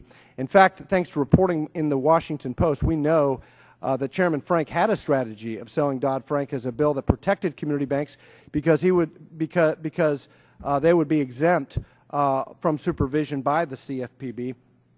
In fact, the reporting says that according to Mr. Frank, in communicating with the community bankers, said that there's going to be a bill. This is Mr. Frank talking to the community bankers, according to the Washington Post. There's going to be a bill, and either you're going to have to get on the bus or be run over by it.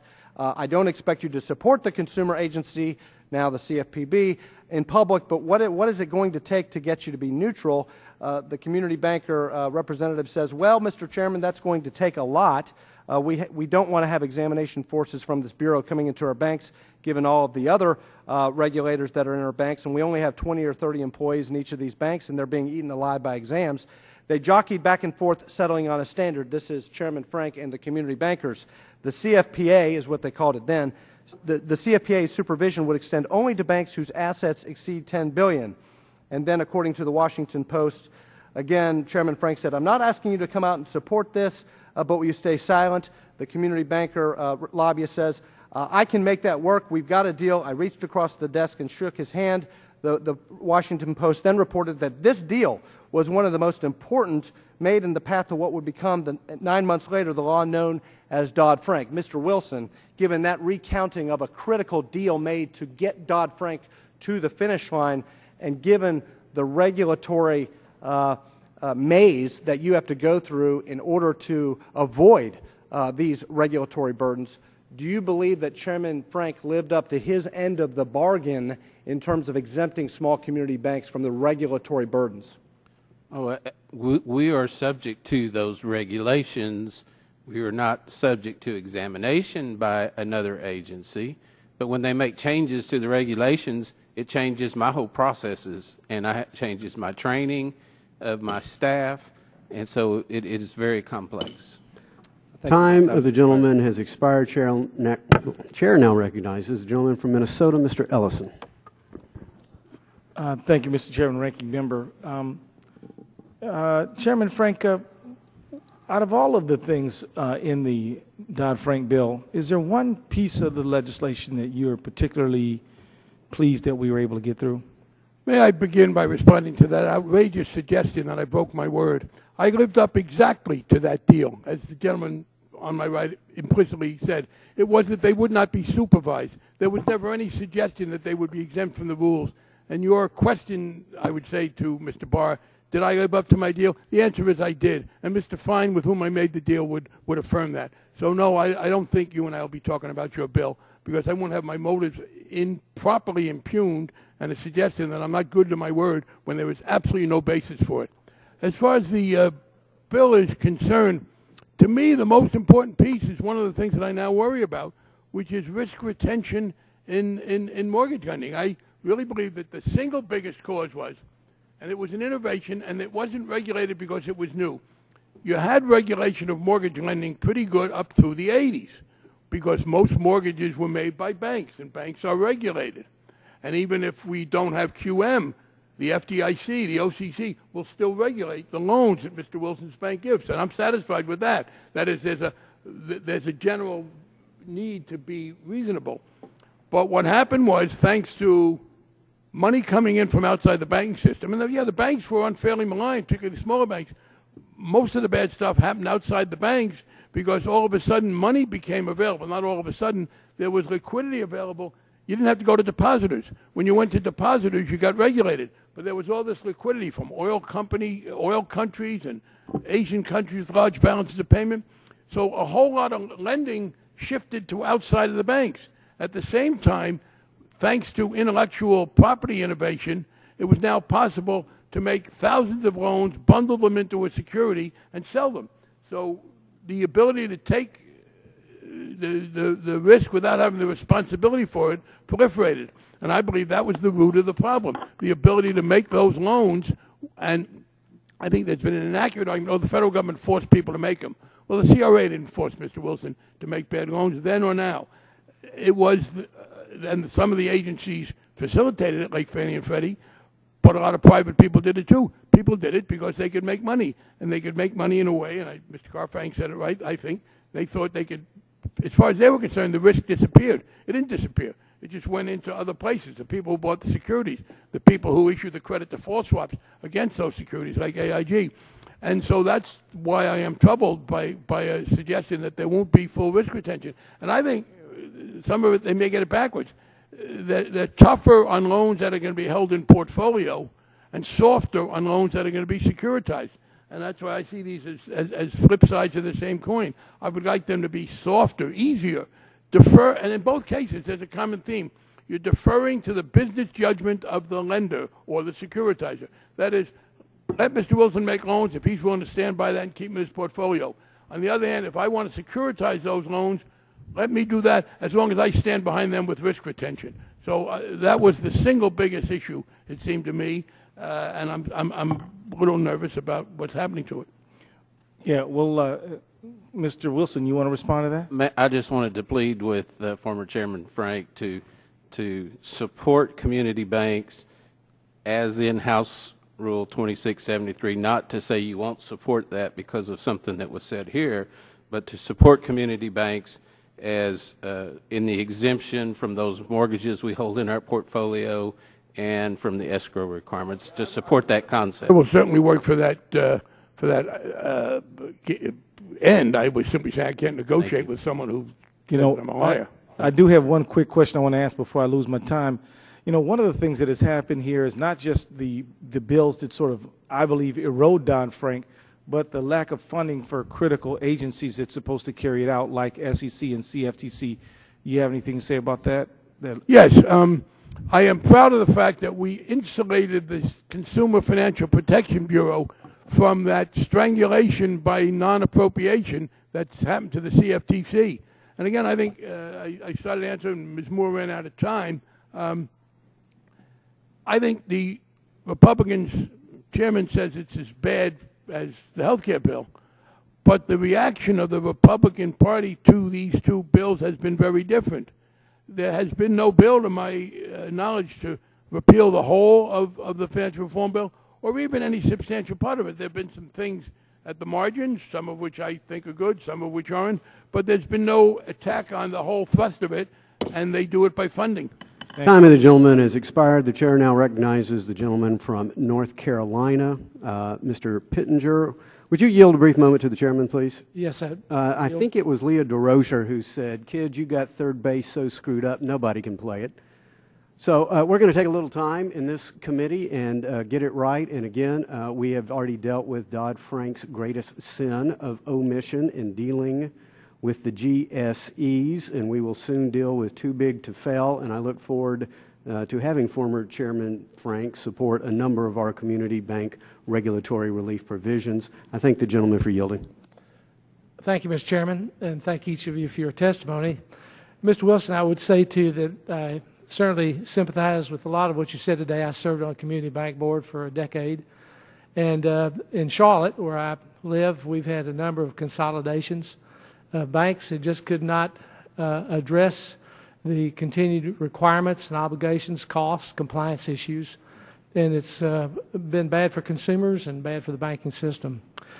Mr. Carfang, I would like to take a look at some of your remarks and just get a little bit more insight into what you provided today. You mentioned that banks are focusing on the safe segments, those outside the regulatory cross hairs. Could you elaborate on that some? Sure. Banks are afraid of making mistakes in this environment, and so they are looking for the customers that are the... Mr. Carfang, can you get the microphone a little closer to you, please? I'm sorry, excuse me. So banks are looking for customers who provide stable deposits. Companies with seasonal activity are actually finding themselves at a disadvantage in actually finding a bank to take their deposits. Banks are now responsible, in addition to know your customer, they're now responsible to know your customer's customer. And that extension is getting a lot of banks out of the correspondent banking business, so major banks are no longer banking banks like Mr. Wilson's bank, and he then doesn't have access to upstream services to provide to his customers. Banks, a simple example, electronic benefit cards for welfare payments are a very efficient and effective and safe and secure way of providing benefits, yet under the Know Your Customer rule, as it's being interpreted, banks are responsible to do all of the due diligence on the holders of their cards, which is obviously an impossibility, and banks are exiting that business. We have retailers exiting the courtesy check cashing business because of vague fears about anti-money laundering. Believe it or not, check cashing in a grocery store or pharmacy. These are some consequences, not necessarily that they've been regulated and are illegal, but they're falling into a gray area because of some of the just the vocabulary in the rules that continue to be written. Thank you. Other outcomes that you mentioned were that deposits were being discouraged because of higher fees and lower interest, and there was a restriction of credit to all but the most well-documented borrowers. Give us some more thought on that as well. Sure. Because banks now have to limit the size of their balance sheets, some to stay under the $50 billion limit, and others for other regulatory reasons, credit, in effect, has to be rationed. And because banks are afraid of making a bad loan, a lot of the judgment has come out of this, so we're down to checklist. So do you have all of your W-2s, and are they lined up, and can you show in your brokerage statement where your deposit came for your mortgage, and things like that. All of those add cost and complexity, and frankly cause banks much larger than Mr. Wilson's banks to simply scale back to simply the most creditworthy or the most well-documented borrowers. Thank you very much. Another implication, you said that due to extended interpretations of the Know Your Customer rule to include your customer's customer, banks are exiting certain electronic benefit card segments. And these concerns are also resulting in a scaling back of the correspondent banking services within community banks. Yes. And I'd like to address the issue of the systemically important designation and the lack of screaming about that. Well, in fact, the benefit of being designated SIFI is lower deposit cost. So banks would not be screaming bloody murder about SIFI, but the non-banks, the insurance companies and the asset managers who don't gather deposits are in fact screaming bloody murder because the benefit is going not to them at all. Thank you, sir. I yield back. Gentleman yields back. Chair now recognizes the gentleman from Connecticut, Mr. Himes.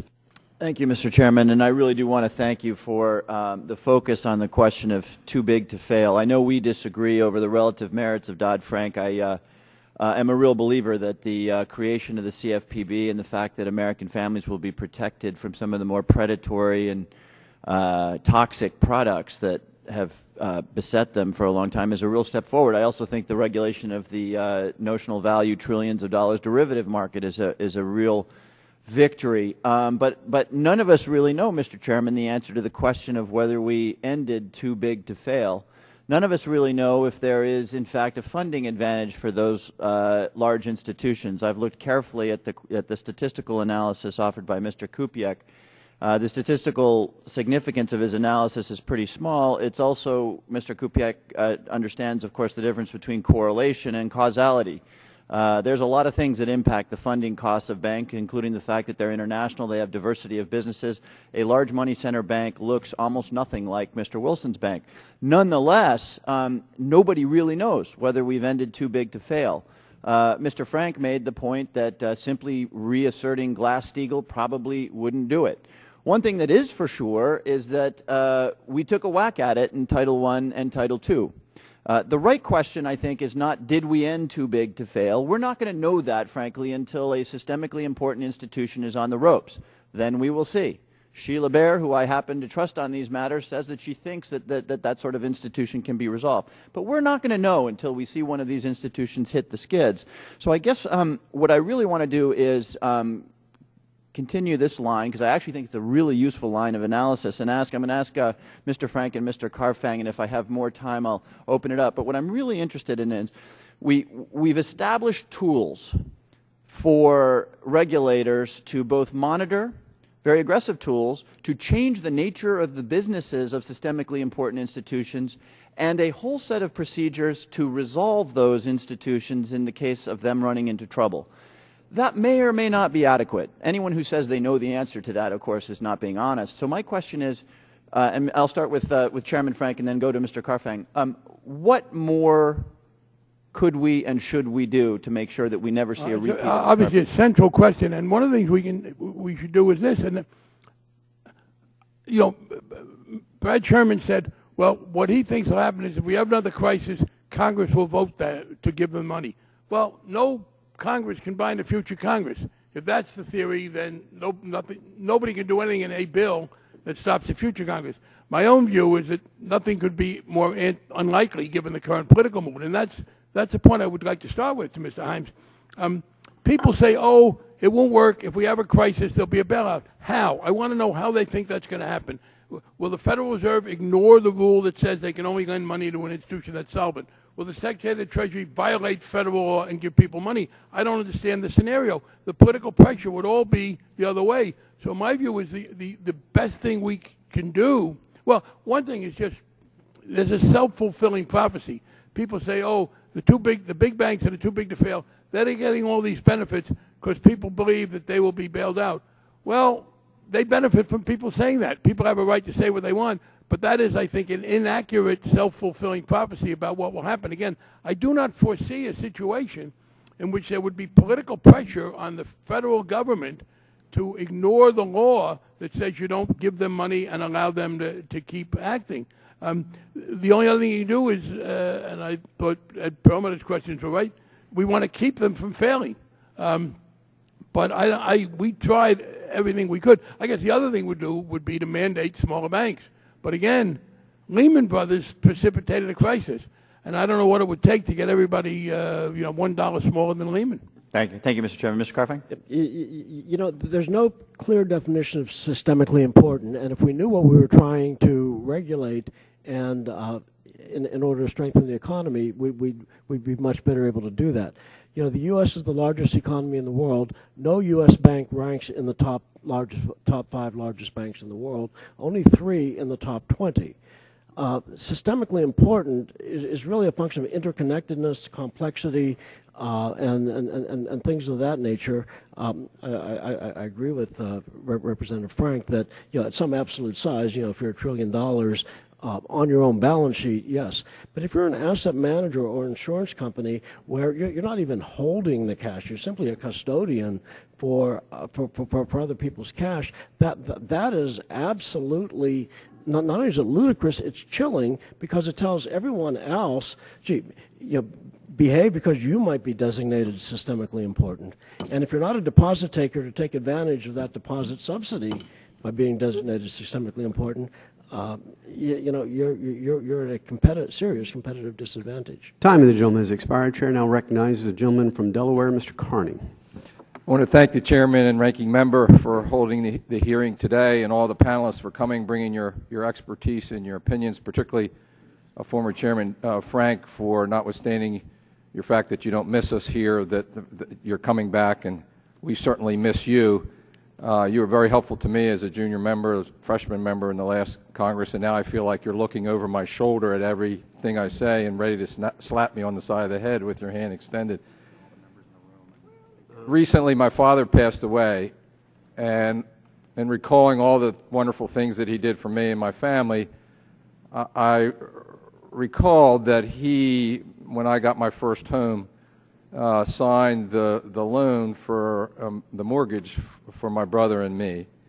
And it was a 30-year fixed mortgage because that was the only way that he and I could afford the monthly payments. And I know, Mr. Wilson, that a lot of first-time home buyers and people with modest means use the 30-year fixed mortgage to get that first home and to be able to build equity up. You mentioned that your bank doesn't do many of those, but you're here on behalf of the Texas Bankers Association. I read through your testimony a lot of concern in there about housing finance reform.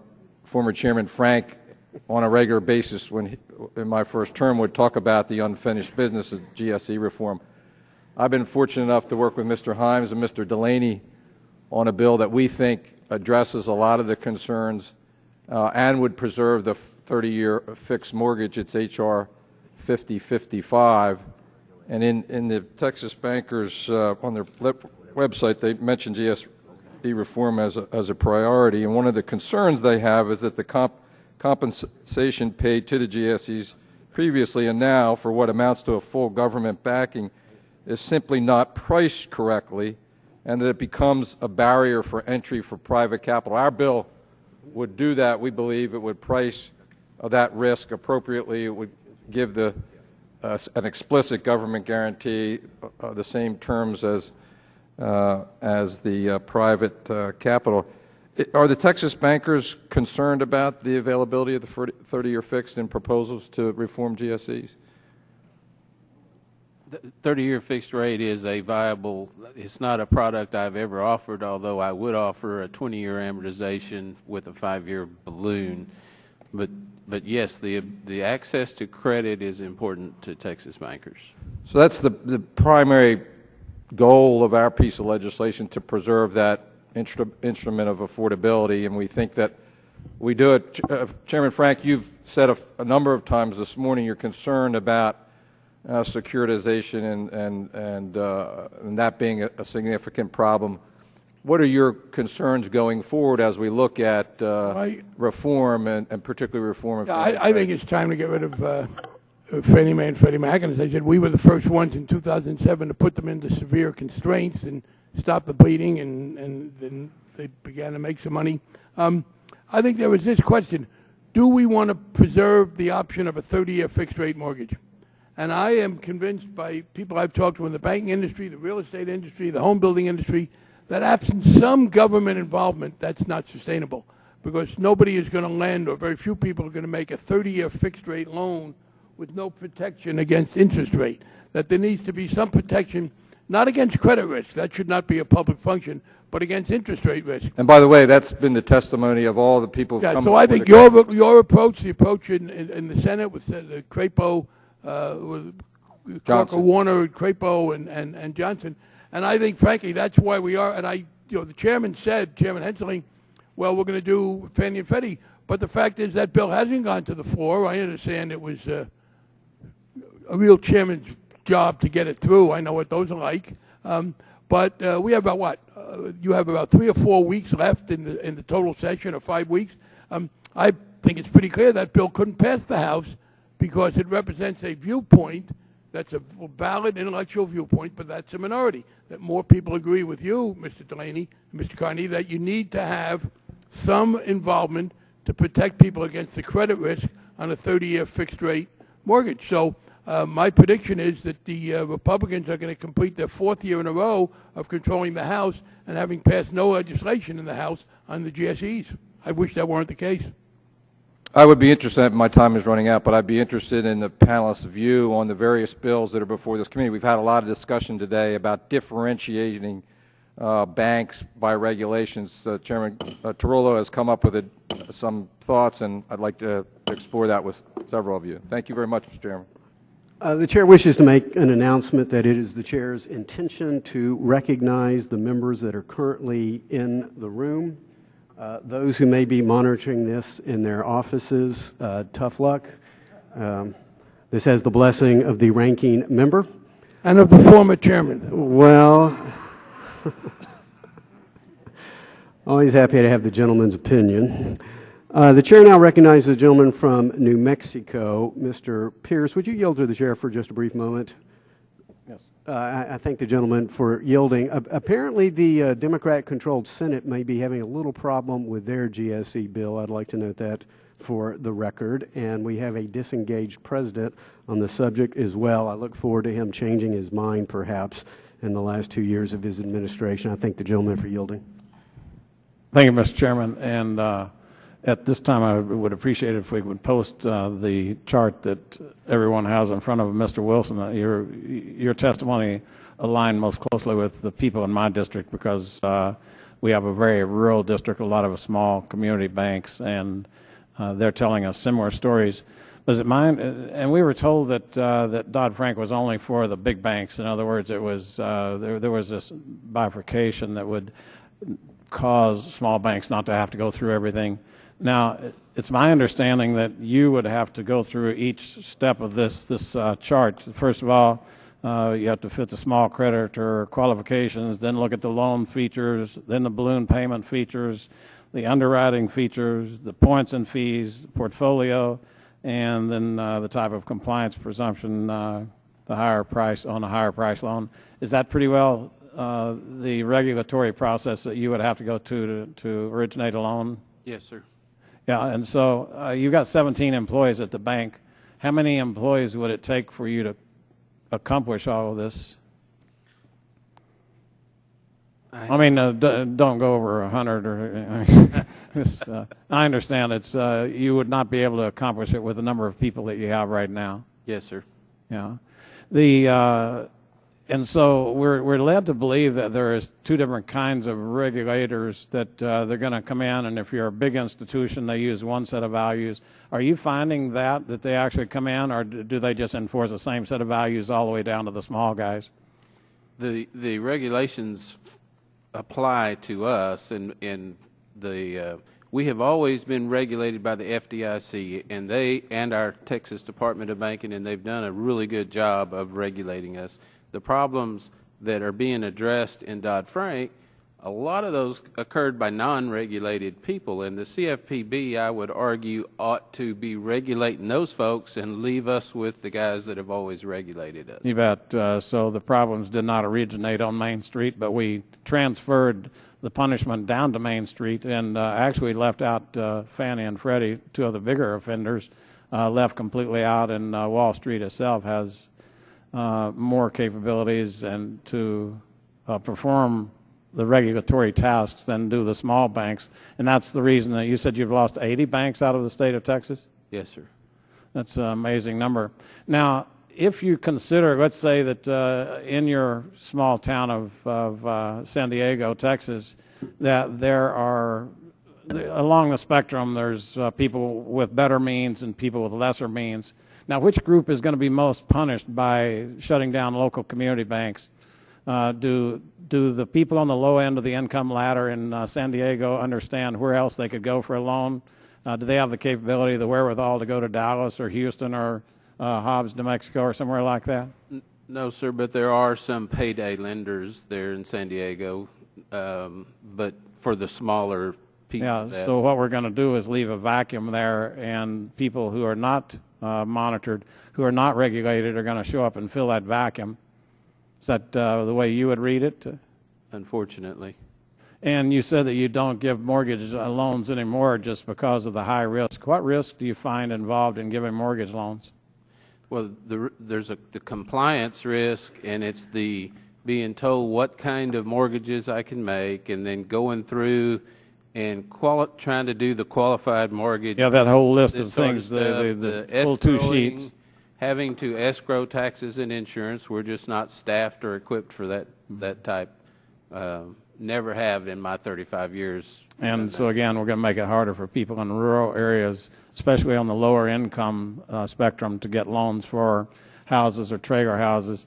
Do you ever find any competition coming in from Wall Street to loan money for houses in your district? No, sir.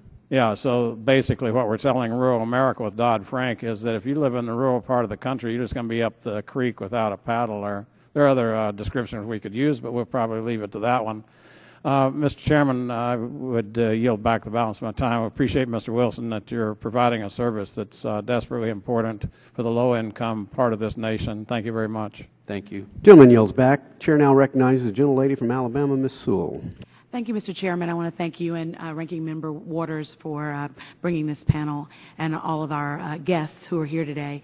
I wanted to continue the line of questioning that Congressman Carney started with respect to SIFI, the designation for SIFIs, and wanted to know, Chairman Frank, is there some magic to the billion number, or would you? There's lots of bills that are floating around, including one that I'm signed on to with Mr. Luetkemeyer, and it suggests maybe 100 billion capitalization size-wise would be preferable. And wanted to know your thoughts on. Well, as I said before you were able to get here, yeah.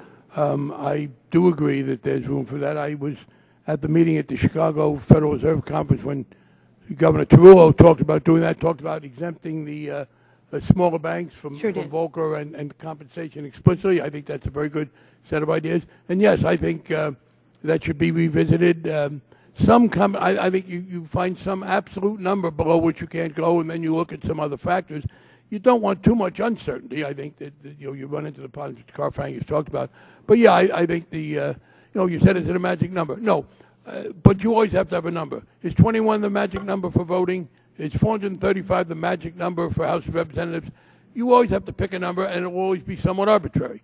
Calling it a magic number denigrates the process. That's inevitable. But yeah, I think that we should look at that $50 billion again. Although, again, the problem was, Lehman Brothers started the last thing. So, Mr. Carfang raised a good question about what is it that we're talking about when we say systemically important. And it is the degree of interconnectedness. It is the degree to which if you can't pay your debts, that's going to reverberate throughout the economy. And that's the focus, I think, of the analysis. Can you elaborate a little bit? I was here when you were talking about that non-banks being sort of caught in that definition of SIFIs. Your thoughts about asset management companies? Well, I will, again, repeat what I said. Yeah, I sent a comment to the FSOC saying, as a general principle, I don't think asset managers or insurance companies that just sell insurance, as it's traditionally defined, are systemically important. They don't have this. They don't have the leverage. Their failure isn't going to have that systemic reverberatory effect. On the other hand, you had AIG, which was an insurance company, and the insurance business was so good, they made more money literally than they knew what to do with. And, with AIG, and you go about the causes, the Federal Reserve, Mr. Bernanke came to us in September of 2008 and said, I have to just give an $85 billion to AIG. We have changed the law. He couldn't do that again because they weren't solvent, and therefore he could not have done that under our current bill. But a week later, they were telling us that they needed so much for the TARP, and they included another $85 billion for AIG. We said, you already told us that. They said, no, that's an additional $85 billion for AIG. AIG not only didn't have the money to pay off, they had no idea how much they owed. So, but that's my view on asset managers insurance. As a general rule, no, but there might be activities they engage in that say yes. What would you say to the line of conversation that Mr. Wilson just had with my colleague about rural America not being able to benefit from Dodd-Frank and being... Well, it's not what I would say. It's what I have said again. I do think I would like to see a very sharp distinction in loans. I would like the main safeguard against bad loans to be risk retention, because that leaves the decision in the hands of whoever is making the loan or securitizing it. And I would give much more leeway for portfolio loans. Again, if you say that portfolio loans aren't subject to some of these rules, you're not saying they're unregulated. Banks have still got to go to their primary regulator. But I think if people would hold loans in portfolio, that would be fine. When we had the Fannie-Freddie fight, I was one of the ones who said make them keep the loans in the portfolio, don't have them securitized as much. Although by 2005, I was convinced that we had to pass legislation to change it. Yeah, the reason I ask is I represent a large swath of rural Alabama, and wanted to thank you for your leadership when you were chairman on manufactured housing as an option for maintaining affordable housing. And I yield back the rest of my time. Gentlelady yields back, and the chair would recognize the gentleman from Georgia, Mr. Westmoreland. Thank you, Mr. Chairman. Dr. Kubiak, We've heard from financial regulatory agencies that they conduct thorough cost-benefit analysis as they implement Dodd-Frank. You've been on the front lines of this effort because you led the FDIC's Office of Financial Research under Chairperson Baer. Do you feel the FDIC and other domestic and global regulators have objectively measured the cost and benefits of the Dodd-Frank reforms they implement? Absolutely not. The FDIC, to the best of my knowledge, and I was the line officer for all the economists, never did any cost-benefit analysis for any rule internally, and they were scared to death that it would become a requirement. The Federal Reserve on Basel, I never saw any cost-benefit analysis that came out of the Federal Reserve, nor did I see any that came out of the OCC. I was the chairman of the Basel Research Task Force for the last 3 years when the Basel Committee put out its cost-benefit analysis on the effects of adopting Basel III. I was on the group that was going to write the paper. The paper assignment came from the chairman of the Basel Committee right before the Icelandic volcano erupted in March of that year, and the meeting was canceled. There was no meeting of the group ever held. A draft paper arrived in my email box in June. I was not involved in any of the analysis. I don't know where the analysis came from. I provided comments which were very critical of the analysis, not knowing where it came from and knowing very many holes in the analysis. Comments were ignored, and a final draft came in my mailbox in August for me to sign off on because they wanted my name on the paper because I have some academic standing as a banking economist, as a well-known banking economist, and I was chairman of the Basel Research Task Force. I refused to put my name on the paper because I did not know where the analysis came from. It was not supported. It was built off of 6 or 7 different modeling approaches cobbled together all over the world with no data or analysis provided to anybody on the group. And in fact, and I declined to put my name on the paper. And this subsequently caused me significant difficulties in the FDIC. Dr. Kubiak, let me ask you, who stopped you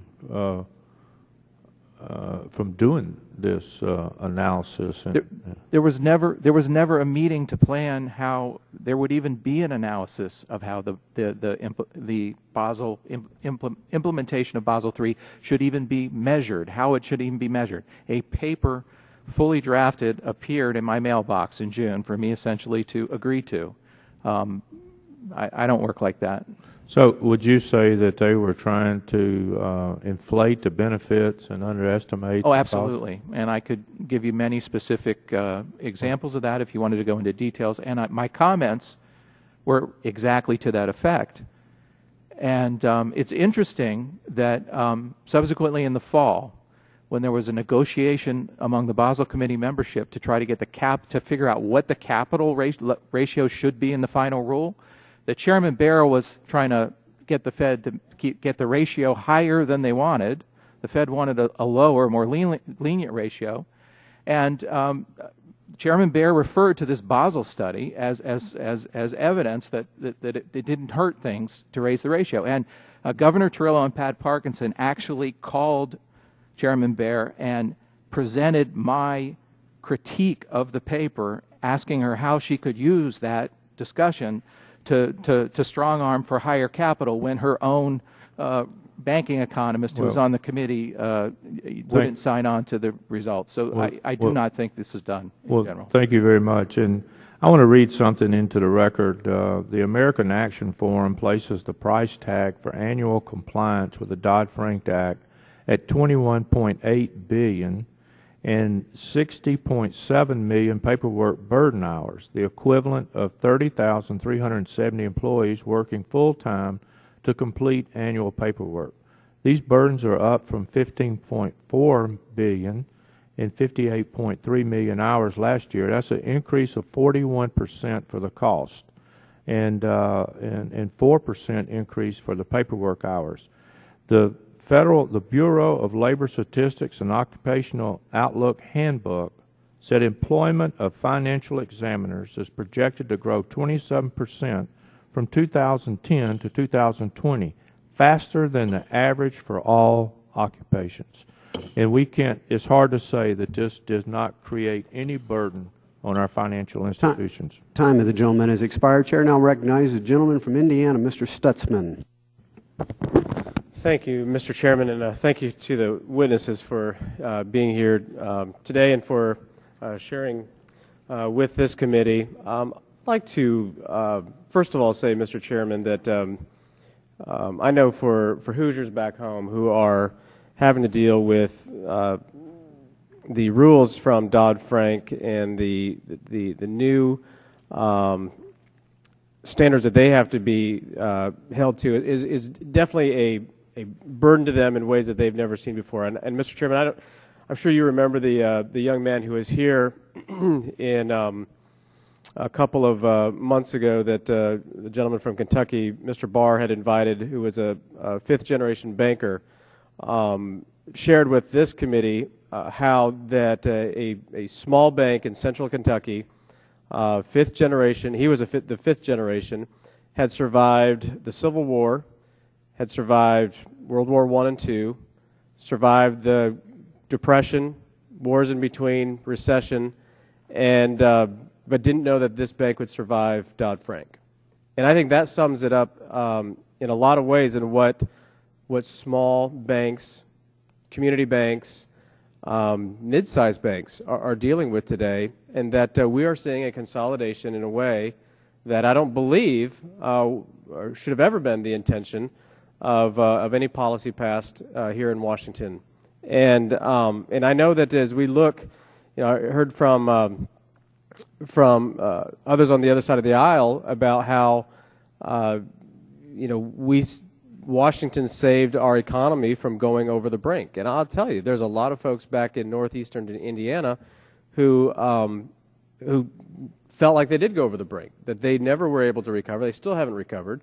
And the fact that food stamps are at an all-time high today should reflect on the policies that this administration, that Congress in 2009, 2010 passed. Part-time labor is at an all-time high. And what Dodd-Frank has done to not only just rural America, but to urban America, suburban America, has tied the hands remarkably in ways that many people don't even understand. They just know that things are not getting better. And when they go to their bank in LaGrange, Indiana, and all of a sudden they can't get a loan, when before they were able to, paid their bills, always made sure that their credit was solid, they're trying to figure out what has happened. And I'd like to touch a little bit on the Volcker Rule and what does that do? How do I explain to people back home the effects of the Volcker Rule? And Mr. Carfang, there was a study done by Oliver Wyman that states that the impact of the Volcker Rule will be similar to the financial crisis, which disrupted liquidity and credit availability. Can you describe how the Volcker Rule will have, what impact it will have on liquidity and credit availability? Will it be a positive or a negative impact? Well, the Volcker Rule will reduce the amount of proprietary trading done by a bank, or actually eliminate proprietary trading or ring fence that so that the depositors are protected. What you have then there is less liquid markets, so there's less trading in the securities. There'll be a wider bid and ask spread. So when you go to sell, there are fewer buyers, and therefore you'll sell at a lower price. When you go to buy, there are fewer sellers, and you buy at a higher price. This would be in Indiana. The same is true in farming. Mm-hmm. If there's not a big market in the product, the spreads are wider when you buy and sell. Following up on that, the Volcker Rule will take effect about the same time that Basel III takes place. What will be the combined impact? Can you talk about that a little bit on interest rates? What other effects could we see? I've actually testified to this committee on that topic, and I likened it to an experiment, a chemical experiment, where we're putting in Basel III, we're putting in bank capital requirements, we're putting in the Volcker Rule, and a number of other things, and frankly, we don't know what the outcome will be, except that it's deer in the headlights on the part of corporate treasurers and medium-sized and small bankers. Thank you. Time of the gentleman has expired. The last member to be recognized is the gentleman from Ohio, Mr. Stivers, and he is recognized now. Thank you, Mr. Chairman. I want to thank the chairman for holding this hearing. I want to thank all the witnesses for bearing with us through what is a long hearing. The first question I have is for Mr. Dees. Before I give you a question, I want to thank Gwen Moore for her leadership on the centralized treasury unit.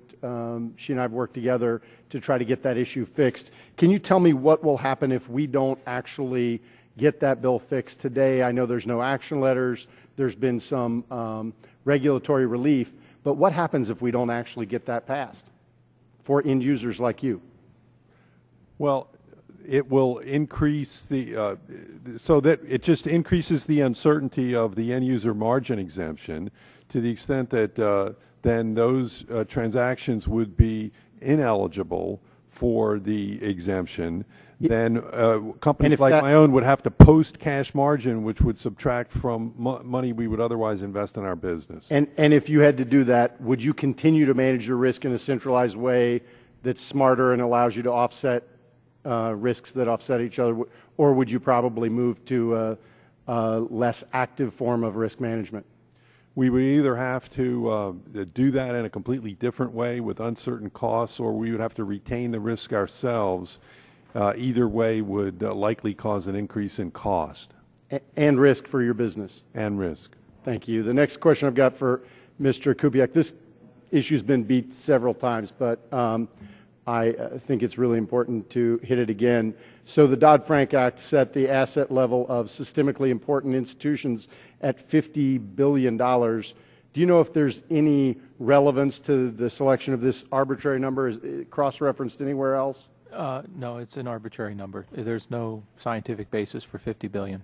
So, and I think Congressman Luke Meyer did a great job of talking about the American Banker article yesterday that talked about two banks that are now approaching $50 billion. So, and what's happened to their stock price, what's happened to them just as a result of potentially moving closer to that number. And even Governor Trillo, and I know that Ms. Sewell referenced this, has said that a $100 billion number would be acceptable to him. But isn't there now an acceptance that $50 billion is absolutely too low among almost everybody that's out there?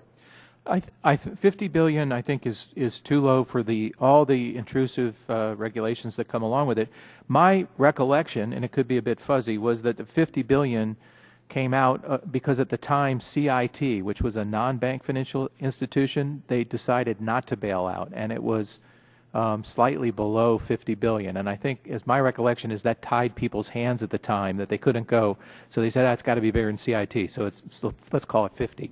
But I think it's reasonable to think that regional banks, if you fixed the resolution mechanism so that it didn't cause bigger banks if they fail, that you could exclude regional banks. And regional banks, ones that do primarily commercial banking, are as big as $200 billion right now. You'd need to leave some growth room. So I personally, knowing a fair bit about banks, wouldn't be shy at all and would shoot for some number like that. If it was a regional, regular, run-of-the-mill commercial bank with not a lot of capital markets, not a lot of other risky operations, I don't think that would be unusual at all. But I think you need to fix the resolution process so that if they do get in trouble, they fail and they're broken apart. And that has to be fixed in the FDIC Act. And that was clear in your comments earlier in your original testimony, so I appreciate that testimony. So essentially every witness here today, even Chairman Frank, has agreed that $50 billion is too low a number. And by the way, congratulations on the beard, Mr. Chairman. It's coming along fine. 5 or 10 more years. It's grown more than I had hoped it would at this hearing. But, and I know that my other question to all of you is, and I think Chairman Frank acknowledged it earlier, while we have to pick some number, that is absolutely true, but it is the risk that the activities that these institutions engage in that create risk, not necessarily the asset size that makes that happen. But I understand there has to be some number. Does everybody agree that it's really activity that generates risk? Not just that. Well, activity generates risk, but impact is generated by interconnectedness. How many? Absolutely, and that's why in the five standards, the 5 standards created for non-bank financial institutions really focuses on interconnectedness, and that's what the Lukemire bill really focuses on. You're absolutely right. But you know, I guess my point in my last 8 seconds is these regional banks that have been pulled into this are really a lot like Mr. Wilson's bank. They just got a little bigger, and they do exactly what Mr. Wilson's bank does. They serve Main Street, and I hope we can fix it. I yield back my non-existent time, Mr. Chairman. Time of the gentleman has expired. I'd like to thank all of our witnesses for their testimony today. Without objection, all members will have 5 legislative days within which to submit additional written questions for the witnesses to the chair, which will be forwarded to the witnesses for their response. Without objection, all members will have 5 legislative days within which to submit extraneous materials to the chair for inclusion in the record. The hearing stands adjourned.